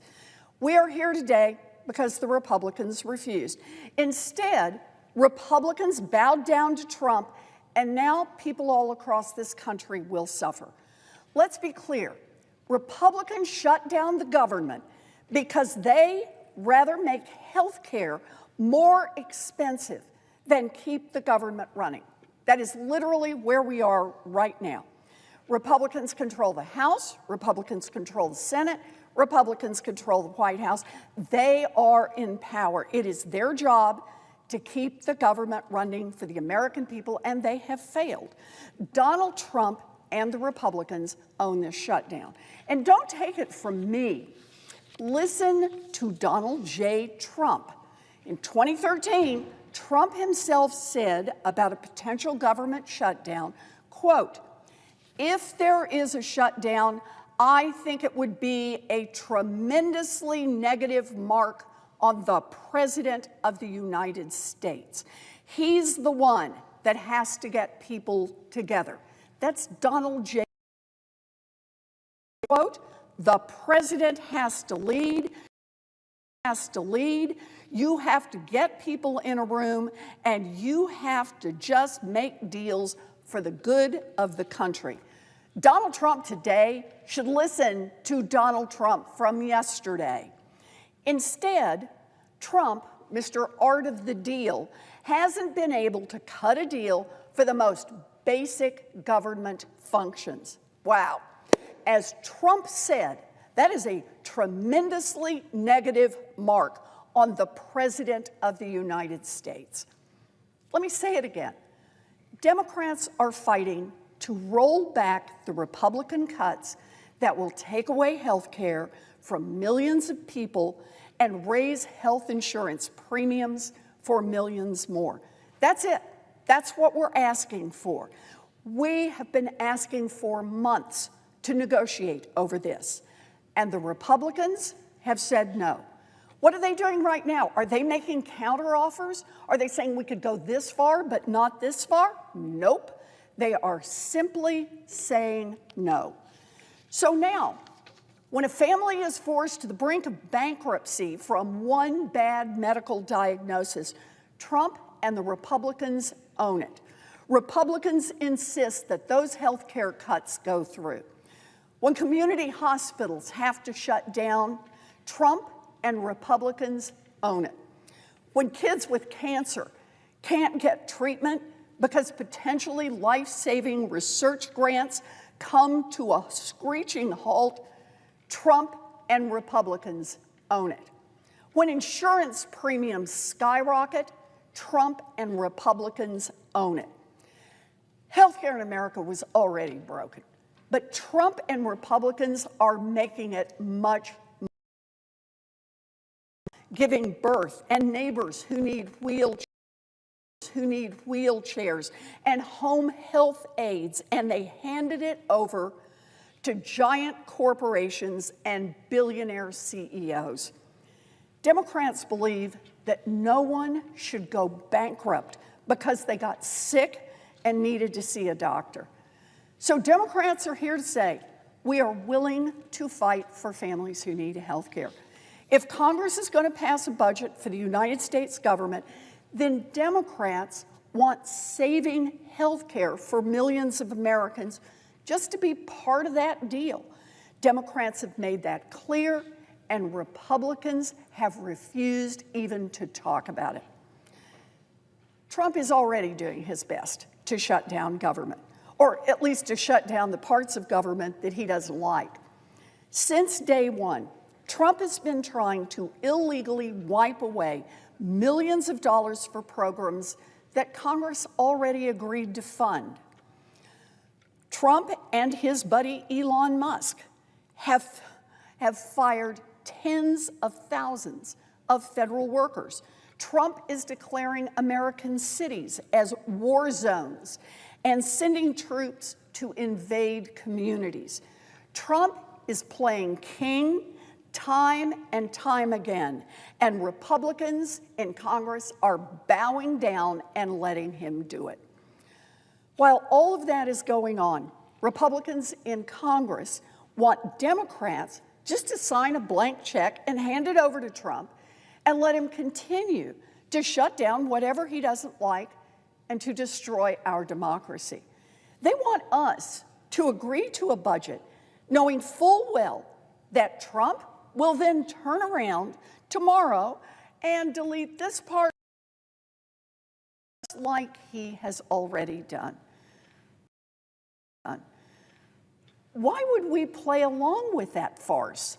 Why would we throw our support behind a deal that any time, any day, Trump could just decide he doesn't feel like honoring it? And why would we do that without getting anything in return to help American families who are struggling with high costs, particularly the health care costs that Republicans are driving up? To do that would be a betrayal of the American people. Senate Democrats are holding the line for families. Senate Republicans decided they'd rather take orders from a wannabe king and shut down the entire government instead of helping out families who are getting squeezed on health care costs. It really is that simple. Make no mistake, this Trump shutdown will hurt people. Because of Republicans, children across this country could lose access to childcare through Head Start. Because of Republicans, the National Institutes of Health Clinical Center will now stop enrolling patients in clinical trials that could be their only shot at treatment. Because of Republicans, air traffic controller hiring will stop at a time when we're already dealing with a dangerous shortage. Because of Republicans, park rangers and thousands of other civil servants won't get paid. Because of Republicans, Donald Trump's corruption and chaos will continue. So what's next? Well, Democrats want to keep the government open, and We want rollbacks of the Republican cuts that will cost $15 million up insurance costs for everyone else. Like, this isn't partisan. This is a righteous fight on behalf of everyone who needs health care, everyone who might need to go to the hospital, everyone who counts on a community clinic or a home health aide, whether they are a Democrat, a Republican, an independent, or a none of the above. We are in this fight for Americans and for American health care. And it is only the Senate Republicans, led by Donald Trump, who stand in the way. Thank you, Mr. President. I yield the floor.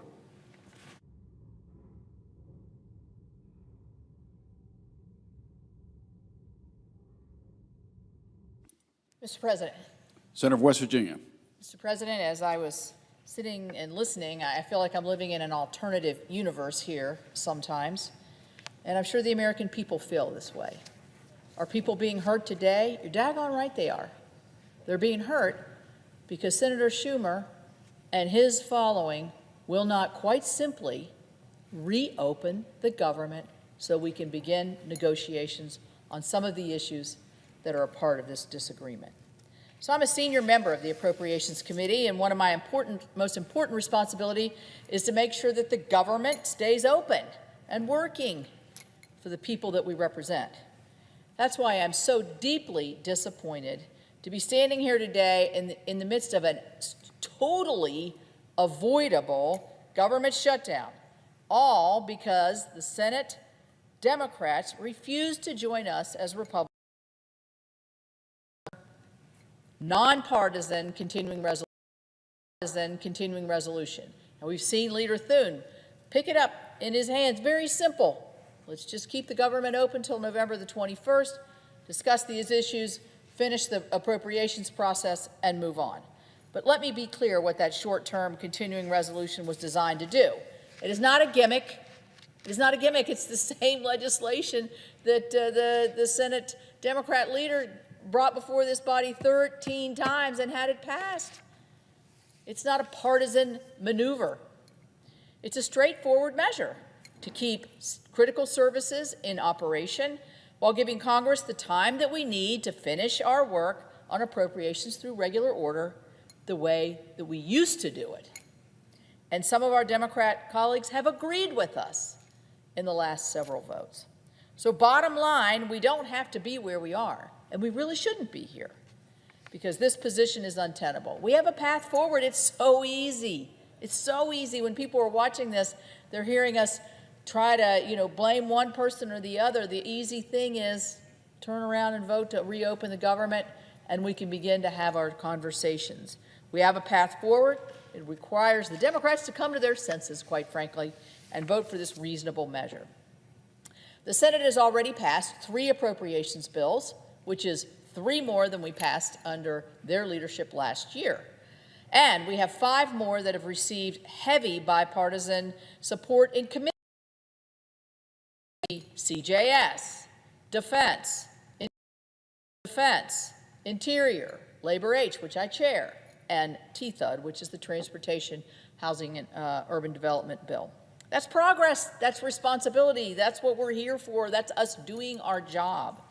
But in order to complete the process, we need time.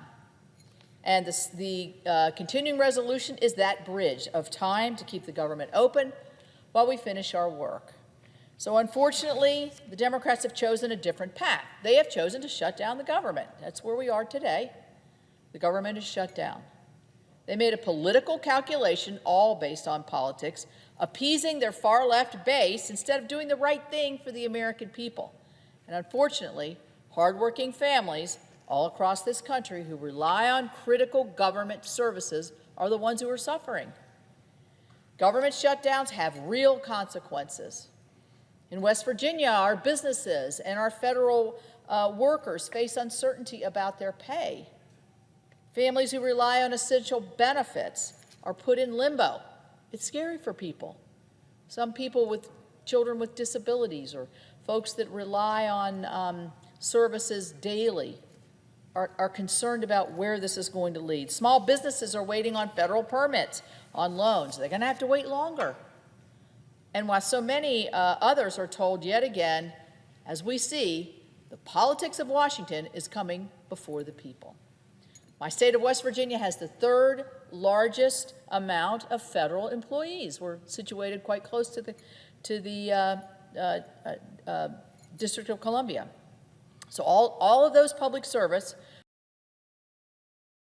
I value your contribution every day, and that I'll work tirelessly to get you back to work, to get you back to that certainty that you need. You know, the shutdown is just so avoidable and it's so unacceptable. But you know what? As Republicans, we're not giving up because we never do. And as Leader Thune has indicated, we will continue bringing forward opportunities for the Democrats to join us in reopening the government. We'll keep voting to do the right thing and give them a chance to do the same. The American people expect Congress to be responsible stewards of their tax dollars. I know that's what my constituents in my home state of West Virginia want me to do. They expect us to keep the government functioning. I can't even believe I'm having to even say this because it's just such a given. They want the government open while we debate our differences. That's what we're supposed to be doing. We're supposed to be debating, not shutting down the government. And that's what the Republican CR would have allowed us to do. So I urge my colleagues across the aisle, quit playing the political games, end the shutdown, and join us in funding the government. Let's finish our work on the appropriations process, and let's return to the regular order process that we have begun at the beginning of the summer, because it brings transparency, accountability, and bipartisanship back to the appropriations process. We have it in committee. We need to have it on this floor. It's what West Virginians deserve. That's what the American people deserve. That's what they expect. Quite frankly, that's what they expect every day. These young people on the floor are getting to hear a debate, and I'm sure it's one that they'll remember, and I'm sure they're thinking to yourself, it's a simple thing, reopen the government. Reopen the government. Why was it closed in the first place? For a political stunt that's not working. Let's begin our discussions, and let's solve the problems that we have in front of us. So with that, Mr. President, I thank you, and I will yield the floor. Mr. President. Senator from Nevada. Thank you, Mr. President. I rise today to mark the 8th anniversary of the worst mass shooting in modern American history. And today, as I give this speech, far too many Americans across the country are reeling from the pain of shootings in their own communities. This country is seeing a horrifying increase in mass violence that doesn't just destroy the lives of the victims, it tears apart families. It leaves loved ones with an unfillable hole in their hearts, and it brings communities to the breaking point. I've seen it firsthand. 8 years ago today, a man gunned down 58 people at the Route 91 Harvest Music Festival in Las Vegas, Nevada. More than 800 people were wounded in that chaos, and 2 people later succumbed to their injuries. That day and those that followed were some of the toughest for all of us. Me personally, my niece was attending that festival, and I remember the overwhelming relief that I felt to learn that she was safe and okay. But I also remember spending time at the reunification center with the families of the missing festival attendees, praying with those families, crying with those families, watching them as they were hoping and praying that their loved ones would return to them. Some were lucky, but many were not. Nevada felt lost. But I will tell you, out of this horror came something miraculous. In the aftermath of 1 October, Nevadans came together to support each other. People came out in droves to give blood. There were lines around the block. They donated money, food, clothing, and they lent a helping hand to those who had lost so much. I will tell you, businesses, community organizations, and law enforcement did what they could to ease the burden of the families who had been impacted. And I worked across the aisle with my colleague, Republican Senator at the time, Dean Heller, to get financial relief for the victims. Our city united in the face of this tragedy, and we came out of it Vegas strong. I am forever touched by those incredible efforts to shine a light in the darkness. But even all that good cannot erase the scars left behind by this massacre. Its victims were innocent people who went to a music festival to enjoy themselves. It didn't matter what they did for work or what they believed or who they loved.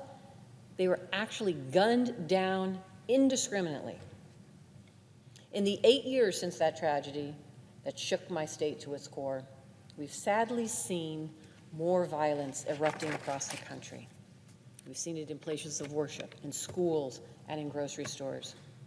As Americans, as members of Congress, we have to continue speaking out against it. Violence is never the answer. We cannot survive in a country where this is the norm. We have actions. For me, that means coming together to work on common sense solutions like finally banning bump stocks, passing comprehensive background checks to make sure that criminals can't exploit loopholes to buy deadly weapons, and delivering more support for, yes, mental health in this country.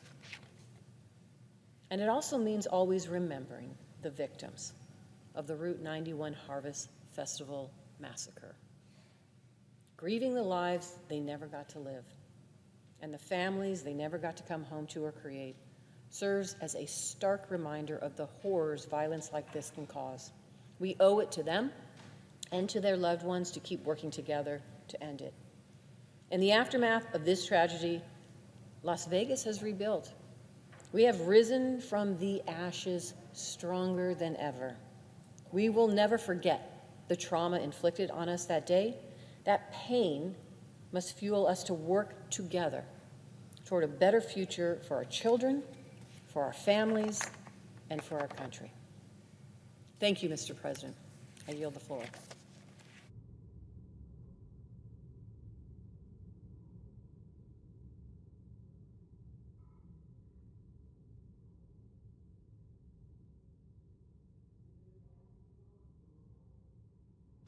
Clerk will call the roll. Ms. Also Brooks.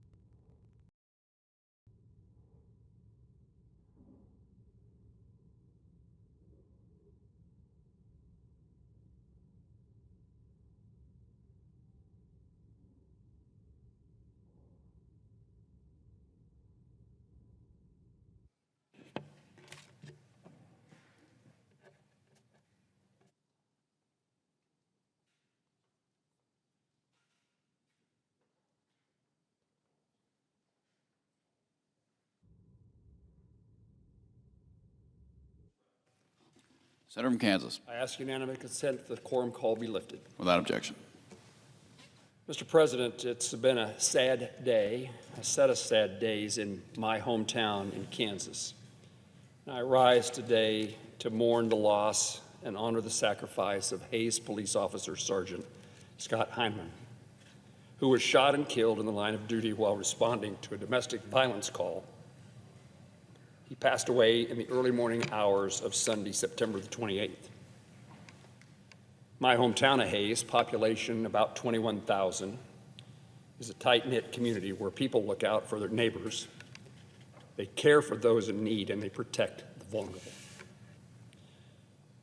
Sergeant Hyman embodied the best of small-town Kansas values, living a life of integrity, devotion, and courage, despite the dangers he faced each and every day.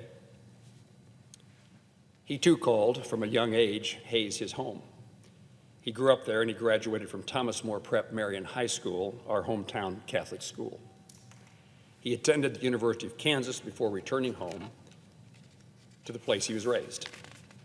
Sergeant Hyman began his service with the Hayes Police Department in 2016, and after 9 years with the department, he was an Eagle Scout and a member of Immaculate Heart of Mary Catholic Church. He was a son, a father, a husband, and was devoted to his wife, Beth, and a loving dad to his children, Patrick and Victoria.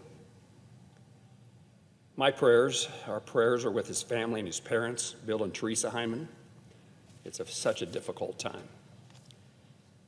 Every day, law enforcement officers risk their safety, putting their lives on the line to protect and serve both their neighbors and strangers. And Kansas is a home to so many brave men and women who've answered the call to serve, and too many have given their lives to fulfill this mission. In small towns across Kansas, law enforcement officers, as they are in Hayes, are well known by their communities. They are well loved by their communities. We know them. We see them in the grocery store, at the football games on Friday night, in church on Sunday. They're members of our community, and they're familiar faces. This courageous young man died with honor, protecting his community and the people he had sworn to serve. In Hayes and across Kansas, the sacrifice he made will not be forgotten, and we resolve to forever honor his service to the community he loved. I ask the United States Senate to join me and my family and my hometown in expressing our sympathy and gratitude, our respect for this officer, for a life served in service to others and to a community that mourns his loss. Mr. President, I yield the floor.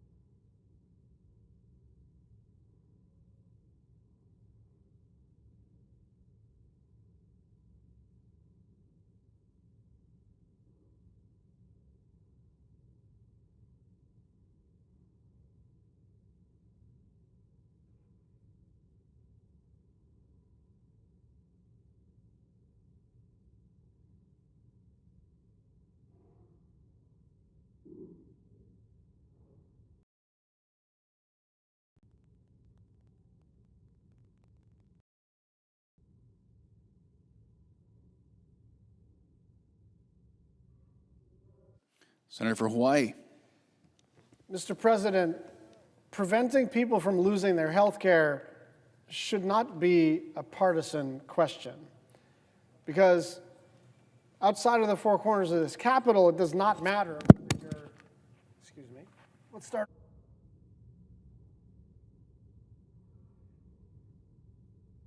President, preventing people from losing their health care should not be a partisan issue,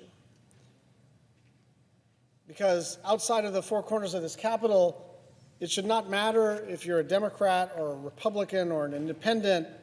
We should all not want people to have spikes in their health insurance costs. In a matter of days, tens of millions of people all across the country are going to get letters in the mail saying, your monthly premium starting January 1st is going to be more than double what you pay now. More than double. And that's not my speculating. That's not my allegation. That's not a political talking point that was cooked up in some Democratic lab. That is what the Kaiser Family Foundation analysis showed, that premiums will increase on average by 114% per person. Not 14%, 100% will be changed based on their income level. So say you make $35,000 a year. You're now going to be paying almost $1,600 more per year for coverage. And if you're a family of four making $75,000, you're going to be paying more than $3,000 extra dollars. I just encourage everybody who's watching, all of my colleagues, all of the staff, all of the members of the media, to talk to anyone in your hometown. Most people just don't have that kind of money lying around. If you're a family living paycheck to paycheck, if you're a young couple saving up to buy a home, if you're a small business owner already cutting back on costs because everything is more expensive now, what are you supposed to do? This is not a crisis that Democrats have cooked up to score political points. The reason for the urgency is that October 1 is the day that people are going to get letters from their insurance carriers telling them that this is happening. Open enrollment begins in exactly a month. People are scared about how they're going to pay for their health care, or if they are going to have it at all. There are a lot of people who just can't absorb this extra cost. It's not like you can buy a little less of something. When you're at the grocery store, and for instance, vegetables are now 39% more expensive, well, you still got some money in your pocket. You're going to buy fewer vegetables and more of the cheap stuff, which is why, by the way, hamburger helper purchases have spiked. So people are making these adjustments to the fact that everything has gotten more expensive. But with health insurance, you can't turn the dials like that. You can't buy a little less health insurance. You either can absorb the cost or you cannot. And if you cannot, you will go without health insurance. And here's the thing that people need to understand. This directly, that's enough for us to pay enough attention and try to come up with a bipartisan solution. But the truth is that we already know what happens when people lose their health insurance, right? They end up getting sicker and sicker, and at some point they present themselves to emergency rooms, right? And everybody understands, kind of intuitively, but there's plenty of data to back this up, that when you present yourself at an emergency room when you are already super sick, that you require a bunch of very expensive interventions. And that cost is distributed among the rest of us who still have insurance. And so it's not just the 24 million Americans who are going to pay more for health insurance and some number of millions of those Americans who are just not going to have insurance at all. It's also a mathematical certainty that the increased stupidity of the system, the increased extent to which the system now makes even less sense than it does already, we're all going to eat the cost, whether you're on the so-called exchange or not. Look, Republicans are in charge of Washington. We lost the election. Elections, consequences. I get it. When we had the trifecta, we did a bunch of things to reduce the price of prescription medicine, to build infrastructure, to fix the post office, to do the Respect for Marriage Act, to pass the Inflation Reduction Act. We did a bunch of stuff. And Republicans are doing a bunch of stuff. But we're trying to hand our Republican colleagues a lifeline because prices are going to spike everywhere. And I said this yesterday, and I mean this. If we were a little more cynical, we might just say, this is, frankly, electorally, a very powerful issue. Very powerful issue. People are going to be really pissed when they get these letters in the mail. They really are. And so the super cynical, election-oriented thing for us to do would be simply to say, good luck with all that. But maybe it's a strength of the Democratic caucus, and maybe it's a weakness of the Democratic caucus, but we just care too much about people to let that happen. And so we are simply asking, in the context of this shutdown, to jumpstart a negotiation about how to prevent a 114% increase in the cost of health care for 24 million Americans. And look, the cost of electricity is not just up, it's double the inflation rate. The cost of groceries is spiking. The cost of raw materials to build a house, spiking. The cost of basically anything you want to buy at a Walmart or a Costco or a Target or a Safeway or a Food Lion or wherever you go is spiking. And all of that is a consequence of both inflation and tariffs. But this thing is a public policy. This is intentional to spike these rates. And we're saying, are you guys sure you want to do this? And we're about to find out whether they are sure that they want to impose a doubling of insurance costs to 24 million Americans. I yield the floor.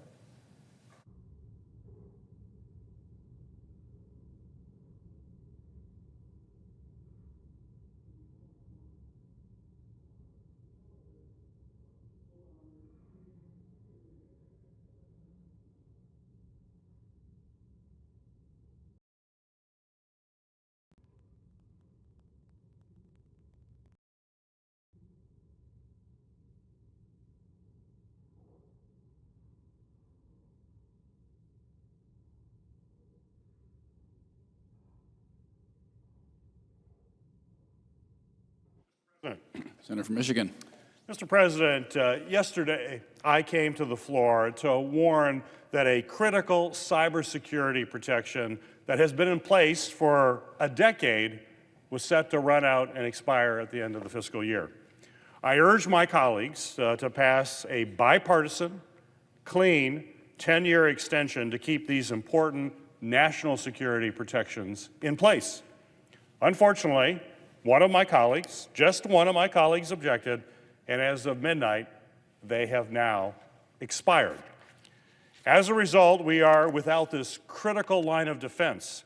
Our economy, our infrastructure, and our government is exposed. It is now going to be a more challenging effort to protect businesses and critical infrastructure against cyber attacks. At a time, Mr. President, when you know that our adversary attacks continue to grow more aggressive and more sophisticated. This law was passed with strong bipartisan support, and the support remains strong in both chambers. Even the Trump administration agrees, and the White House and the Department of Homeland Security support a 10-year extension and want to see this bill passed. For months, my colleagues and I have heard from a broad coalition of industry leaders who need the long-term certainty that a 10-year reauthorization provides systems and customers. And that's why Senator And that's why Senator Rounds and I introduced a clean, bipartisan 10-year extension all the way back in April. Every hour we delay is an open invitation to cyber criminals and hostile actors to attack our economy and our critical infrastructure. And I would urge my colleagues to put our national and economic security first and pass this clean, long-term extension. As if in legislative session and notwithstanding Rule 22, I ask unanimous consent that the Committee on Homeland Security and Government Affairs be discharged from further consideration of S. 1377 and the Senate proceed to its immediate consideration. That the bill be considered read a third time and passed, and the motion to reconsider be considered. Senator from Oklahoma.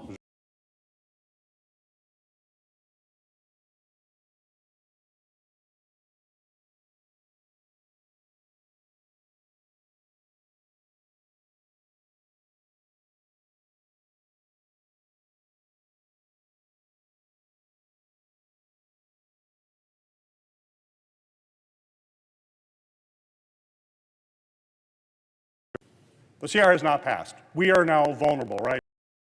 We are now vulnerable right now. As my colleague from Oklahoma knows, we are now vulnerable. I do not know when that could to a cyber attack. Who is going to answer for that? Who is going to answer for that when it occurs? Because we did not act here. And we also know that even if the CR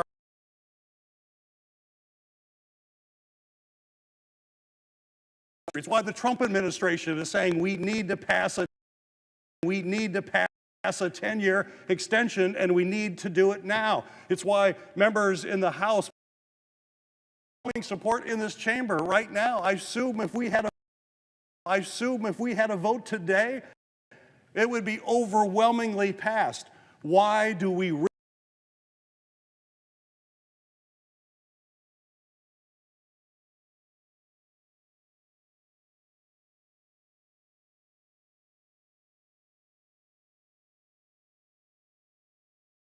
Mr. Bozeman, Mrs. Britt, Mr. Budd, Ms. Cantwell, Mrs. Capito, Mr. Cassidy, Ms. Collins, Mr. Coons,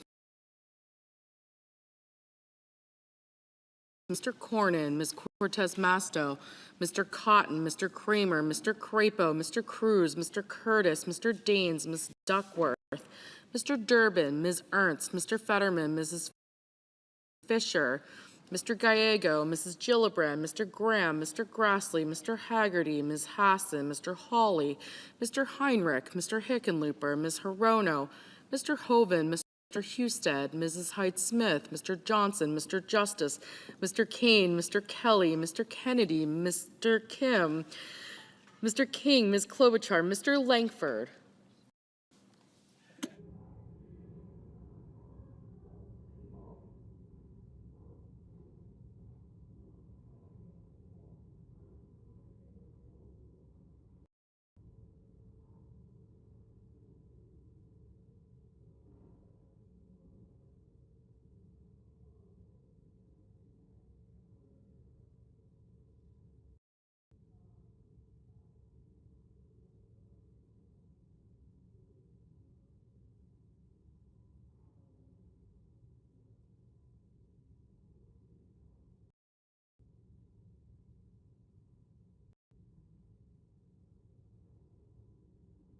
Mr. Lee.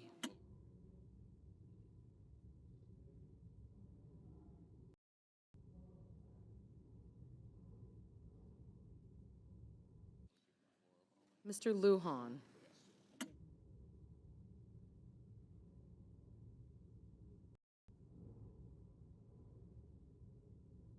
Ms. Lummis.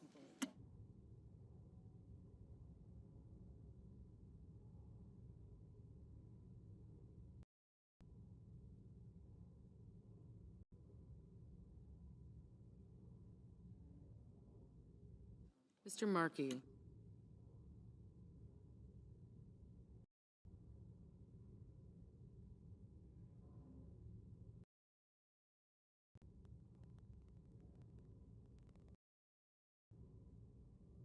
Mr. Marshall.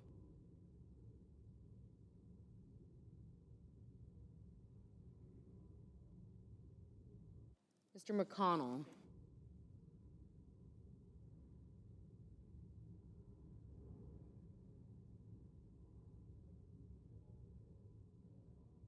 Mr. McCormick.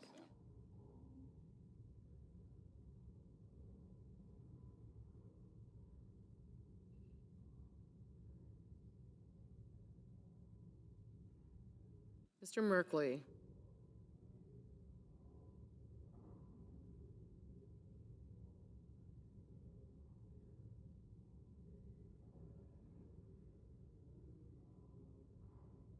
Mrs. Moody.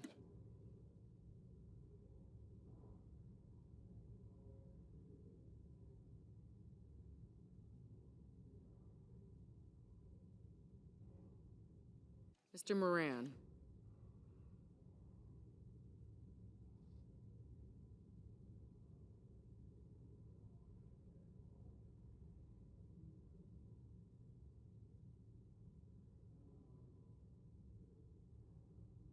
Mr. Marino.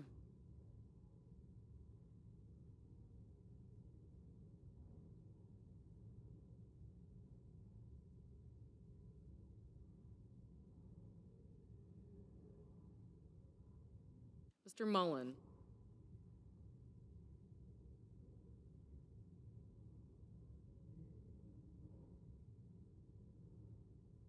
Ms. Murkowski.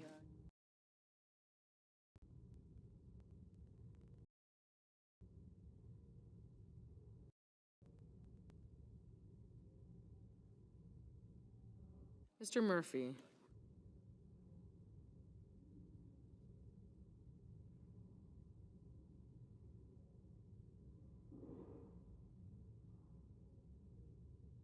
Mrs. Murray.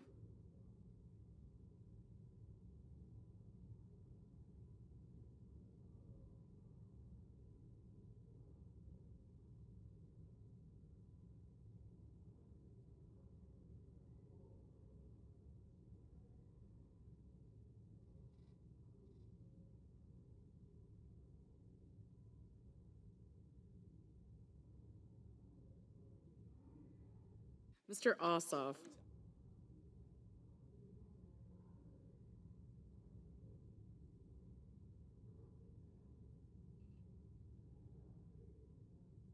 Mr. Padilla.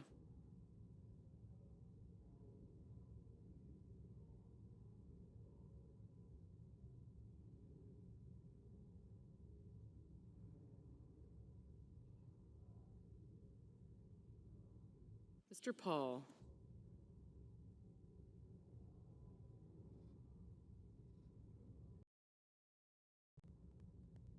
Mr. Peters. Mr. Peters.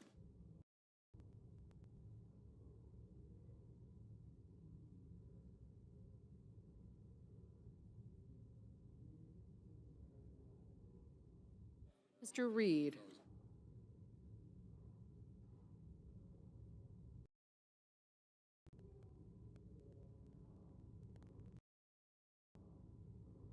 Mr. Risch. Ms. Rosen. Mr. Rounds.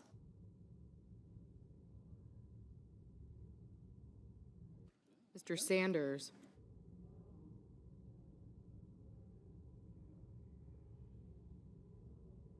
Mr. Schatz.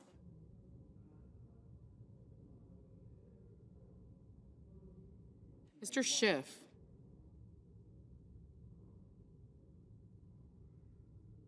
Mr. Schmidt.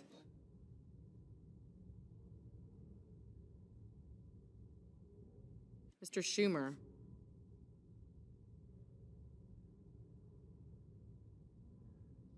Mr. Scott of Florida.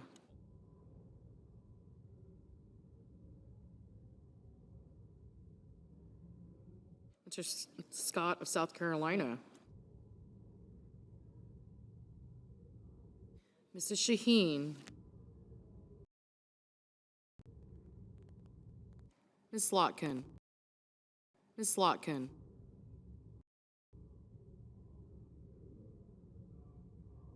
Ms. Smith. Mr. Sullivan.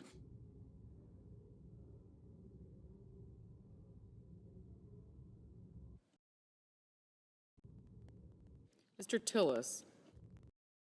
Tillis.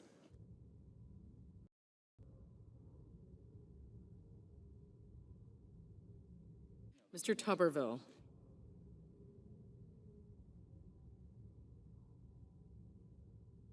Mr. Van Hollen. Mr. Warnock. Ms. Warren. Mr. Welch. Mr. Whitehouse. Mr. Wicker. Mr. Wyden. Mr. Young.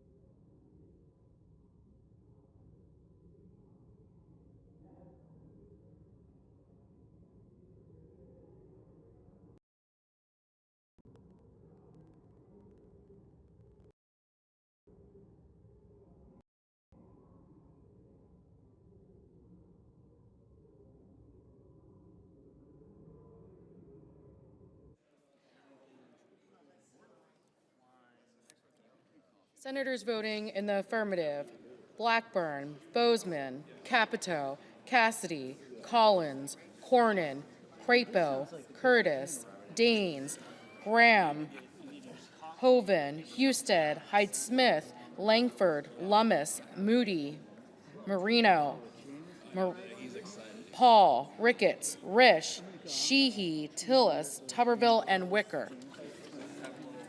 Mrs. Fisher, aye. Mr.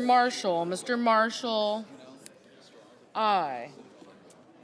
Senators voting in the negative: Baldwin, Cortez Masto, Duckworth, Hassan, Kane, Kim, Merkley, Murphy, Murray, Ossoff, Padilla, Schiff, Warren, and Whitehouse. Mr. Welch, no. Mr. Peters, no. No. Mr. Schmidt, aye.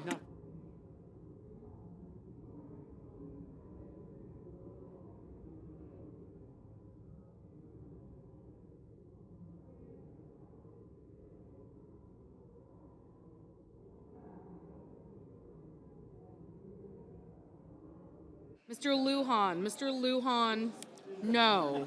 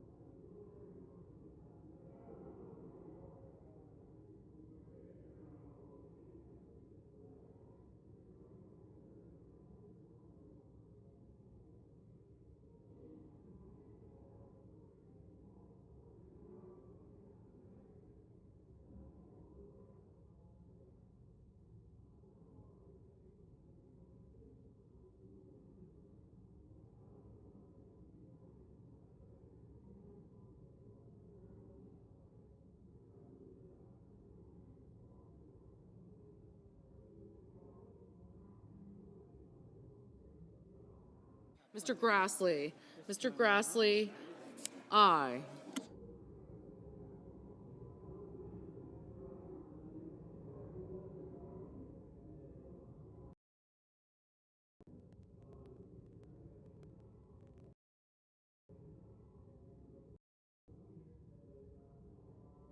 Mrs.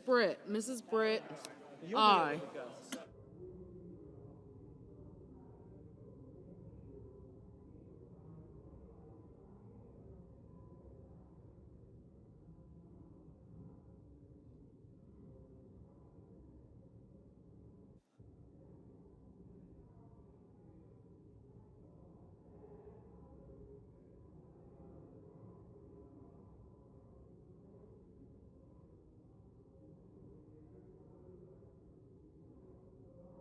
Mrs. Shaheen, no.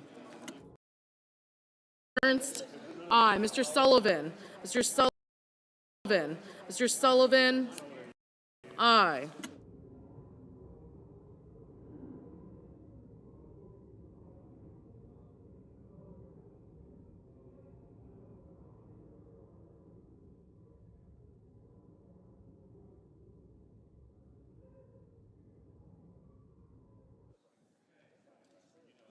Mr. Young, aye.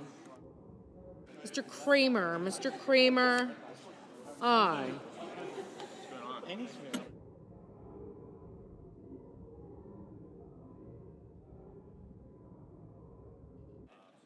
Mr. Kennedy, aye.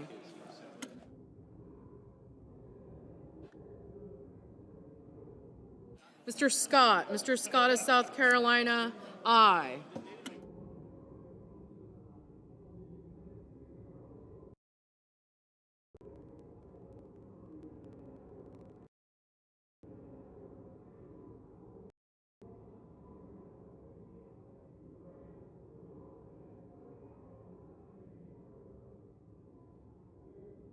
Mr. Heinrich, no.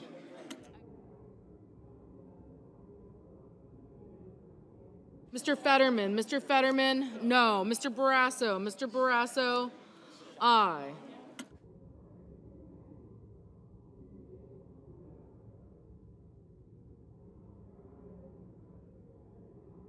Mr. Gallego, no.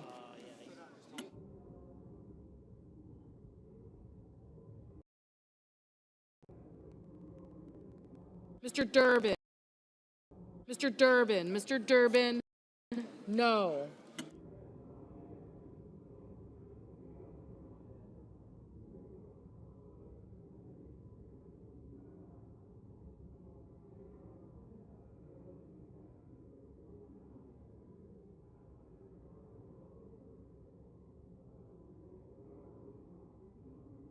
Mr. Lee, aye.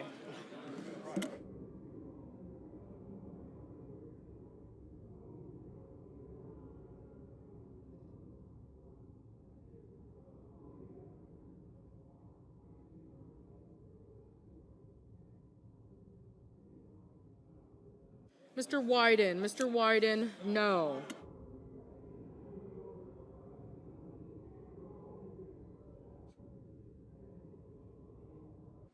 Mr. Budd, aye.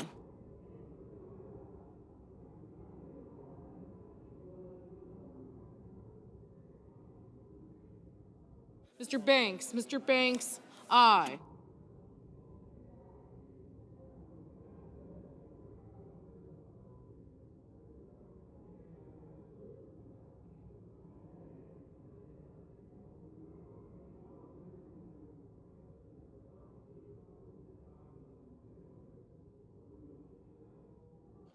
Ms. Cantwell, no. Mr. Cruz, aye.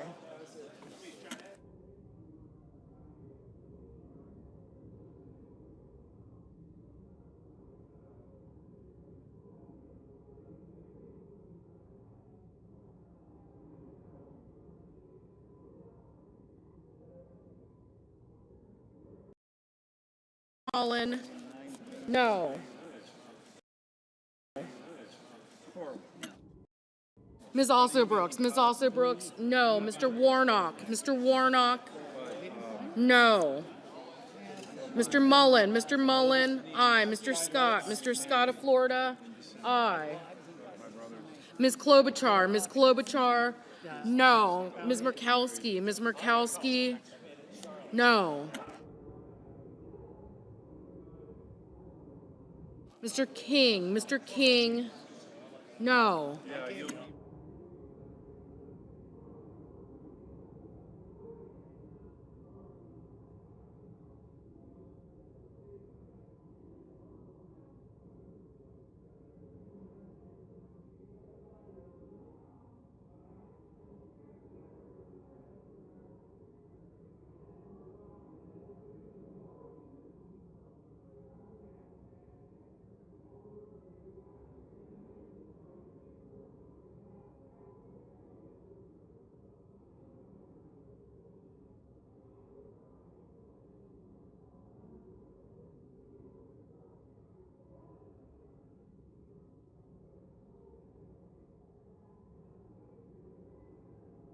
Mr. McCormick, aye.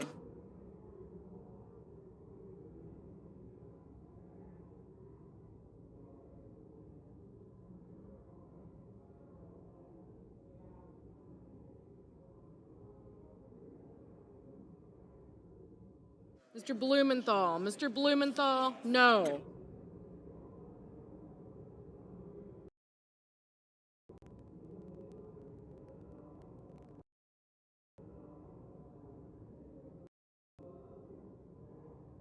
Mr. Rounds, aye.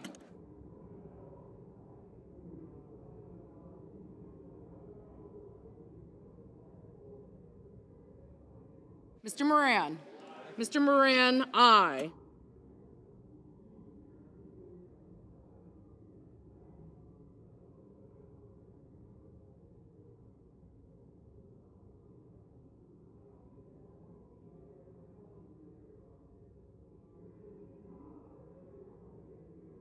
Mr. Johnson. Mr. Johnson, aye.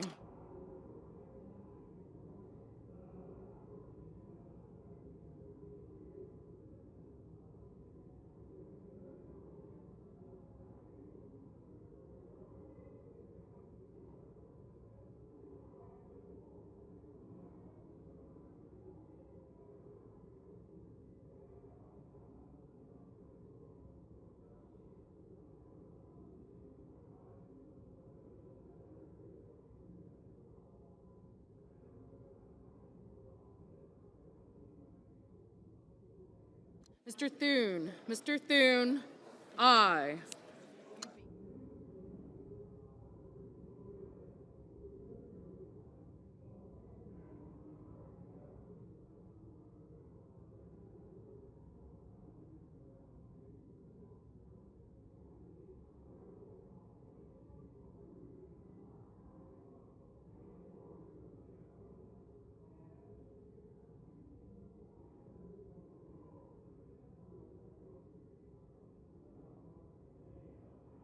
Ms. Smith. Ms. Smith, no. Mr. Reed. Mr. Reed, no.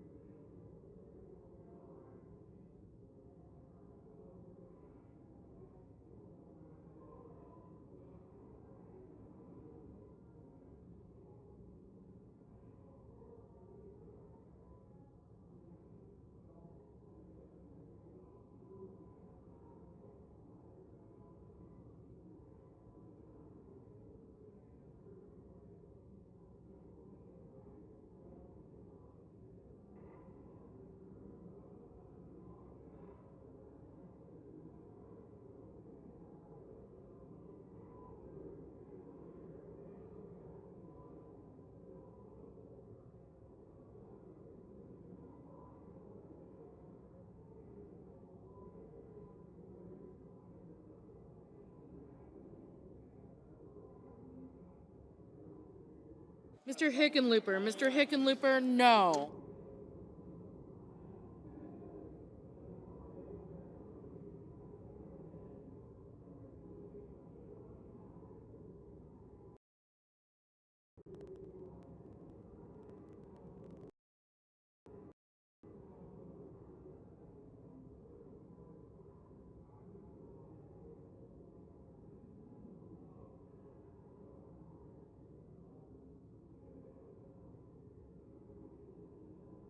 Mr. McConnell. Mr. McConnell, aye. Ms. Blunt Rochester. Ms. Blunt Rochester, no. Mr. Markey. Mr. Markey, no.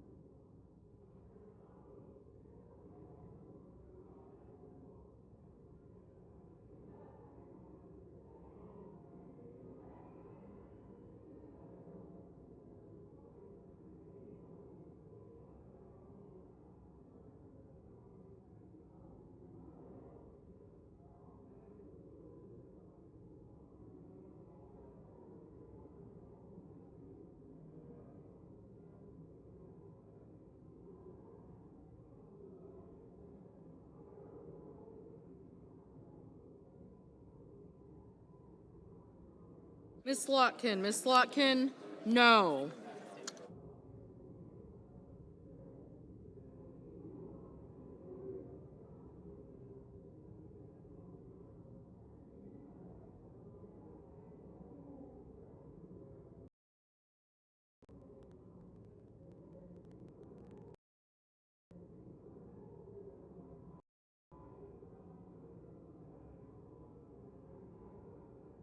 Mr. Haggerty, aye. Mr. Hawley, aye. Mr. Bennett, no.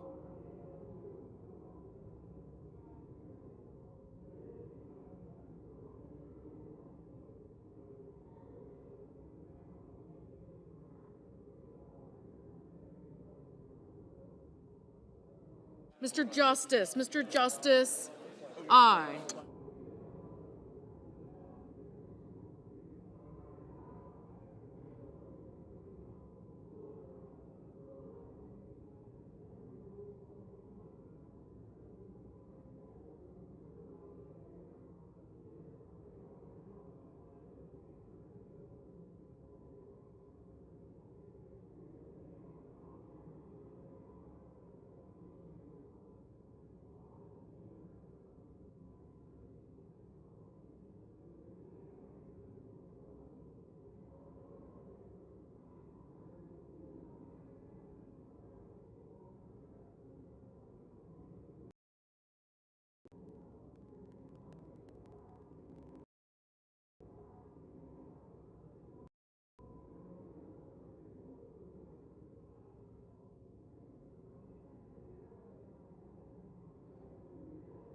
Mr. Warner, no.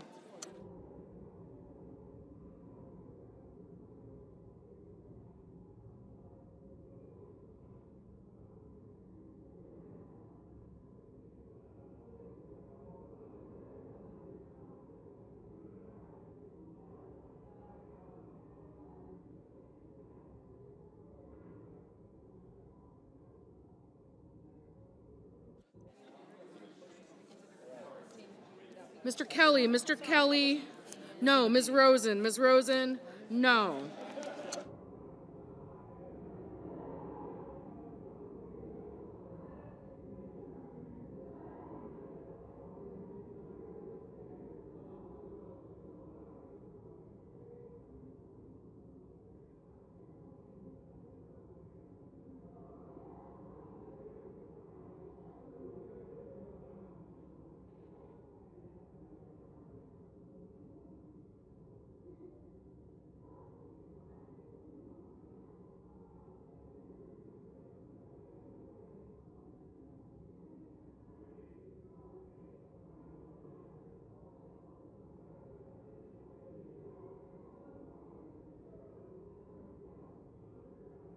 Mr. Sanders, no.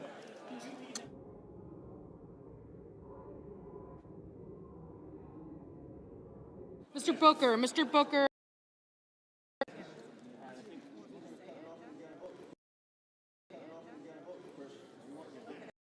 Mr. Coons, no.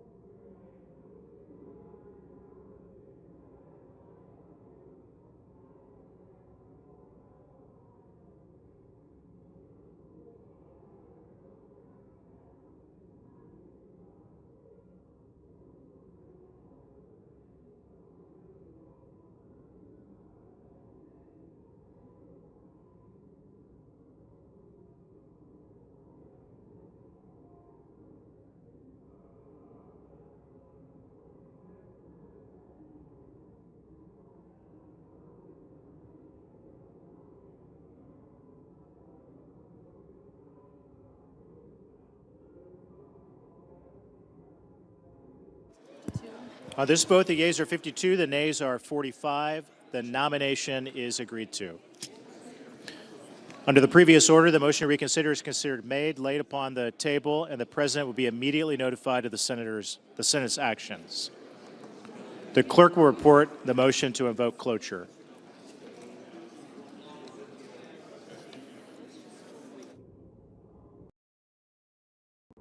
Cloture motion, we the undersigned senators in accordance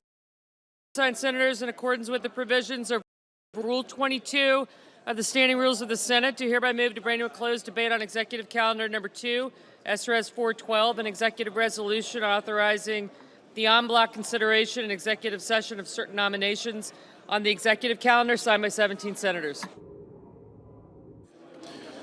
Under the previous order, the mandatory quorum call under Rule 22 has been waived. The question is it the sense of the Senate that debate on SRES 412, an executive resolution authorizing the en bloc consideration and executive session of certain nominations on the executive calendar shall be brought to a close? The yeas and nays are mandatory under the rule. The clerk will call the roll.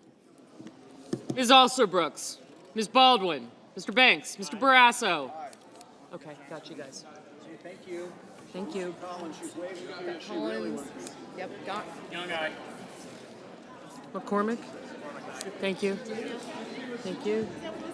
Cotton, aye. Thank you.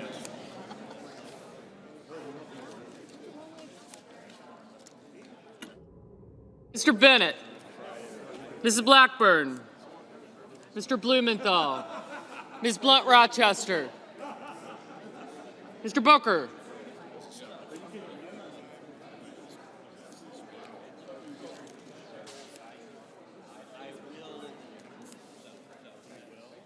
Mr. Bozeman. Mrs. Britt. Mr. Budd. Ms. Cantwell. Hirono.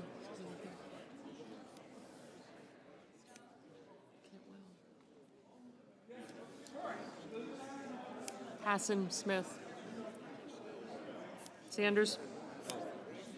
Kelly. Thank you. Coons. I got you.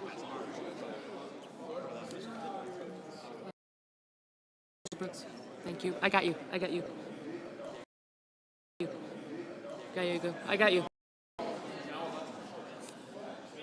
Thank you. Kennedy.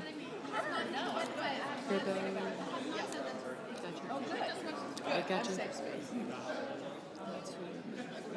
Thank you. Ms. Cantwell, Mrs. Capito, Mr. Cassidy. Ms. Collins. Schmidt.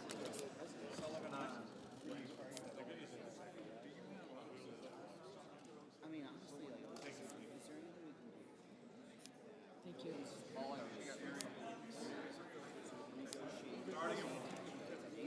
Mr. Coons.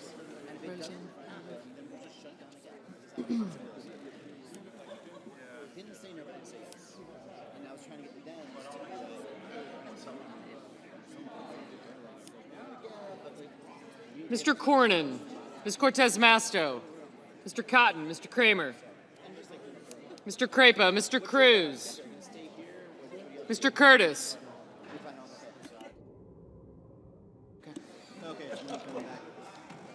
Thank you. Mr. Daines, Ms. Duckworth, Mr. Durbin,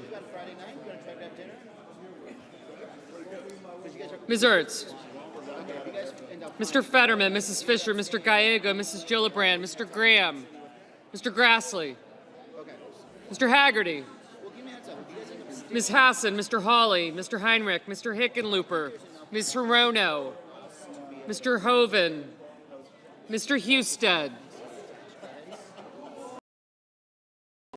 Mrs. Hyde-Smith, Mr. Johnson, Mr. Johnson, Mr. Justice,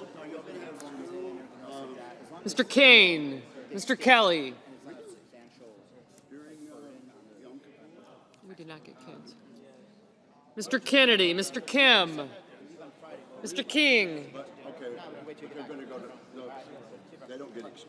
Ms. Klobuchar, Mr. Langford, Mr. Lee, Mr. Lujan, Ms. Lummis, Mr. Markey, Mr. Marshall. Mr. McConnell, Mr. McCormick. Mr. Merkley. Mrs. Moody, Mr. Moran, Mr. Marino, Mr. Mullen, Ms. Murkowski, Mr. Murphy, Mrs. Murray, Mr. Ossoff, Mr. Padilla, Mr. Paul, Mr. Peters, Mr. Reed, Mr. Ricketts, Mr. Risch, Ms. Rosen, Mr. Rounds, Mr. Sanders, Mr. Schatz, Mr. Schiff, Mr. Schmidt, Mr. Schumer, Mr. Scott of Florida, Mr. Scott of South Carolina. Thank you. I did. Thank you. You too.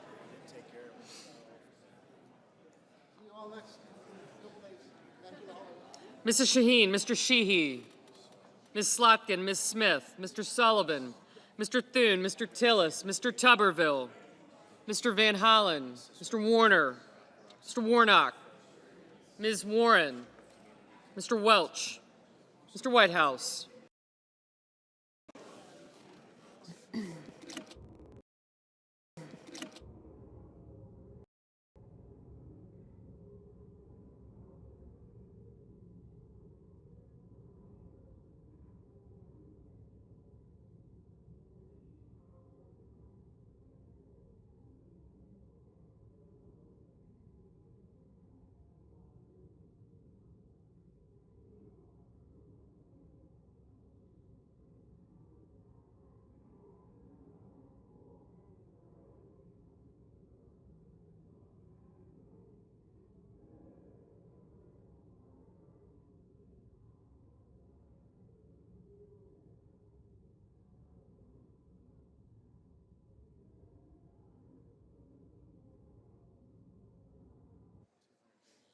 Senators voting in the affirmative: Banks, Barrasso, Bozeman, Britt, Budd, Capito, Collins, Cornyn, Cotton, Kramer, Cruz, Daines, Fisher, Graham, Hawley, Hoven, Hyde-Smith, Johnson, Justice, Kennedy, Lankford, Lummis, McConnell, McCormick, Moody, Moran, Marino, Mullen, Murkowski, Rounds, Schmidt, Scott of Florida, Scott of South Carolina, Sullivan, Thune, Tillis, Tuberville, Wicker, and Young. Mr. Marshall, aye. Mr. Lee, aye. Mr. Husted, aye. Senators voting in the negative: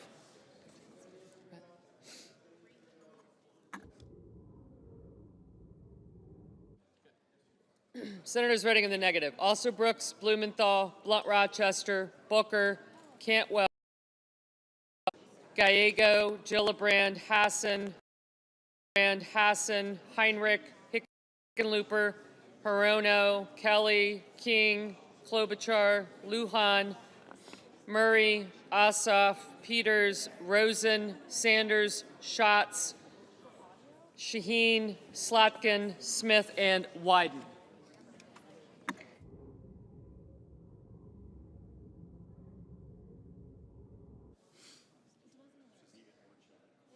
Mr. Van Hollen, no.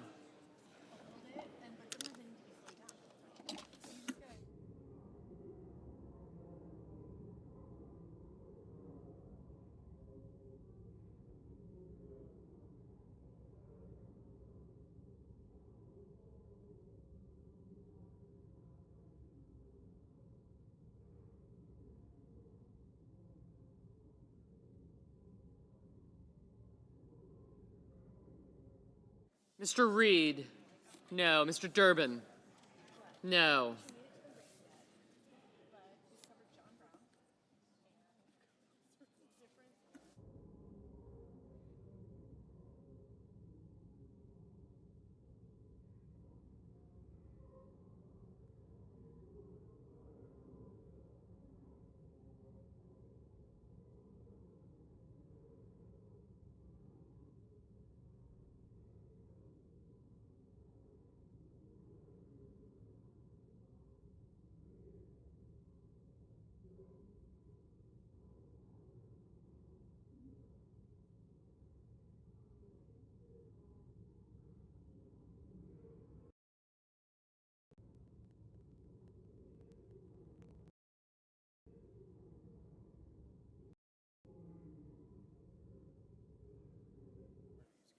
Mr. Merkley, no.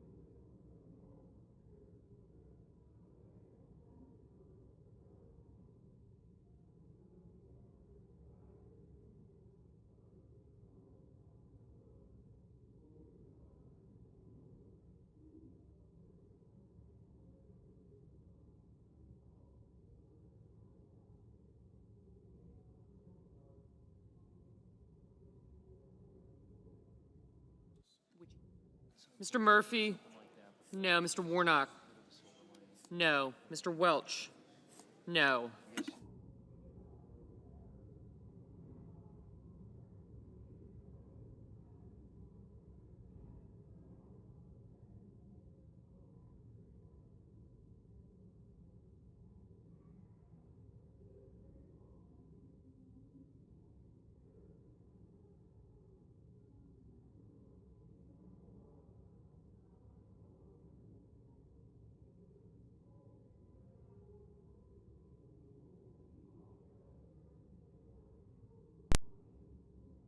Mr. Paul, aye.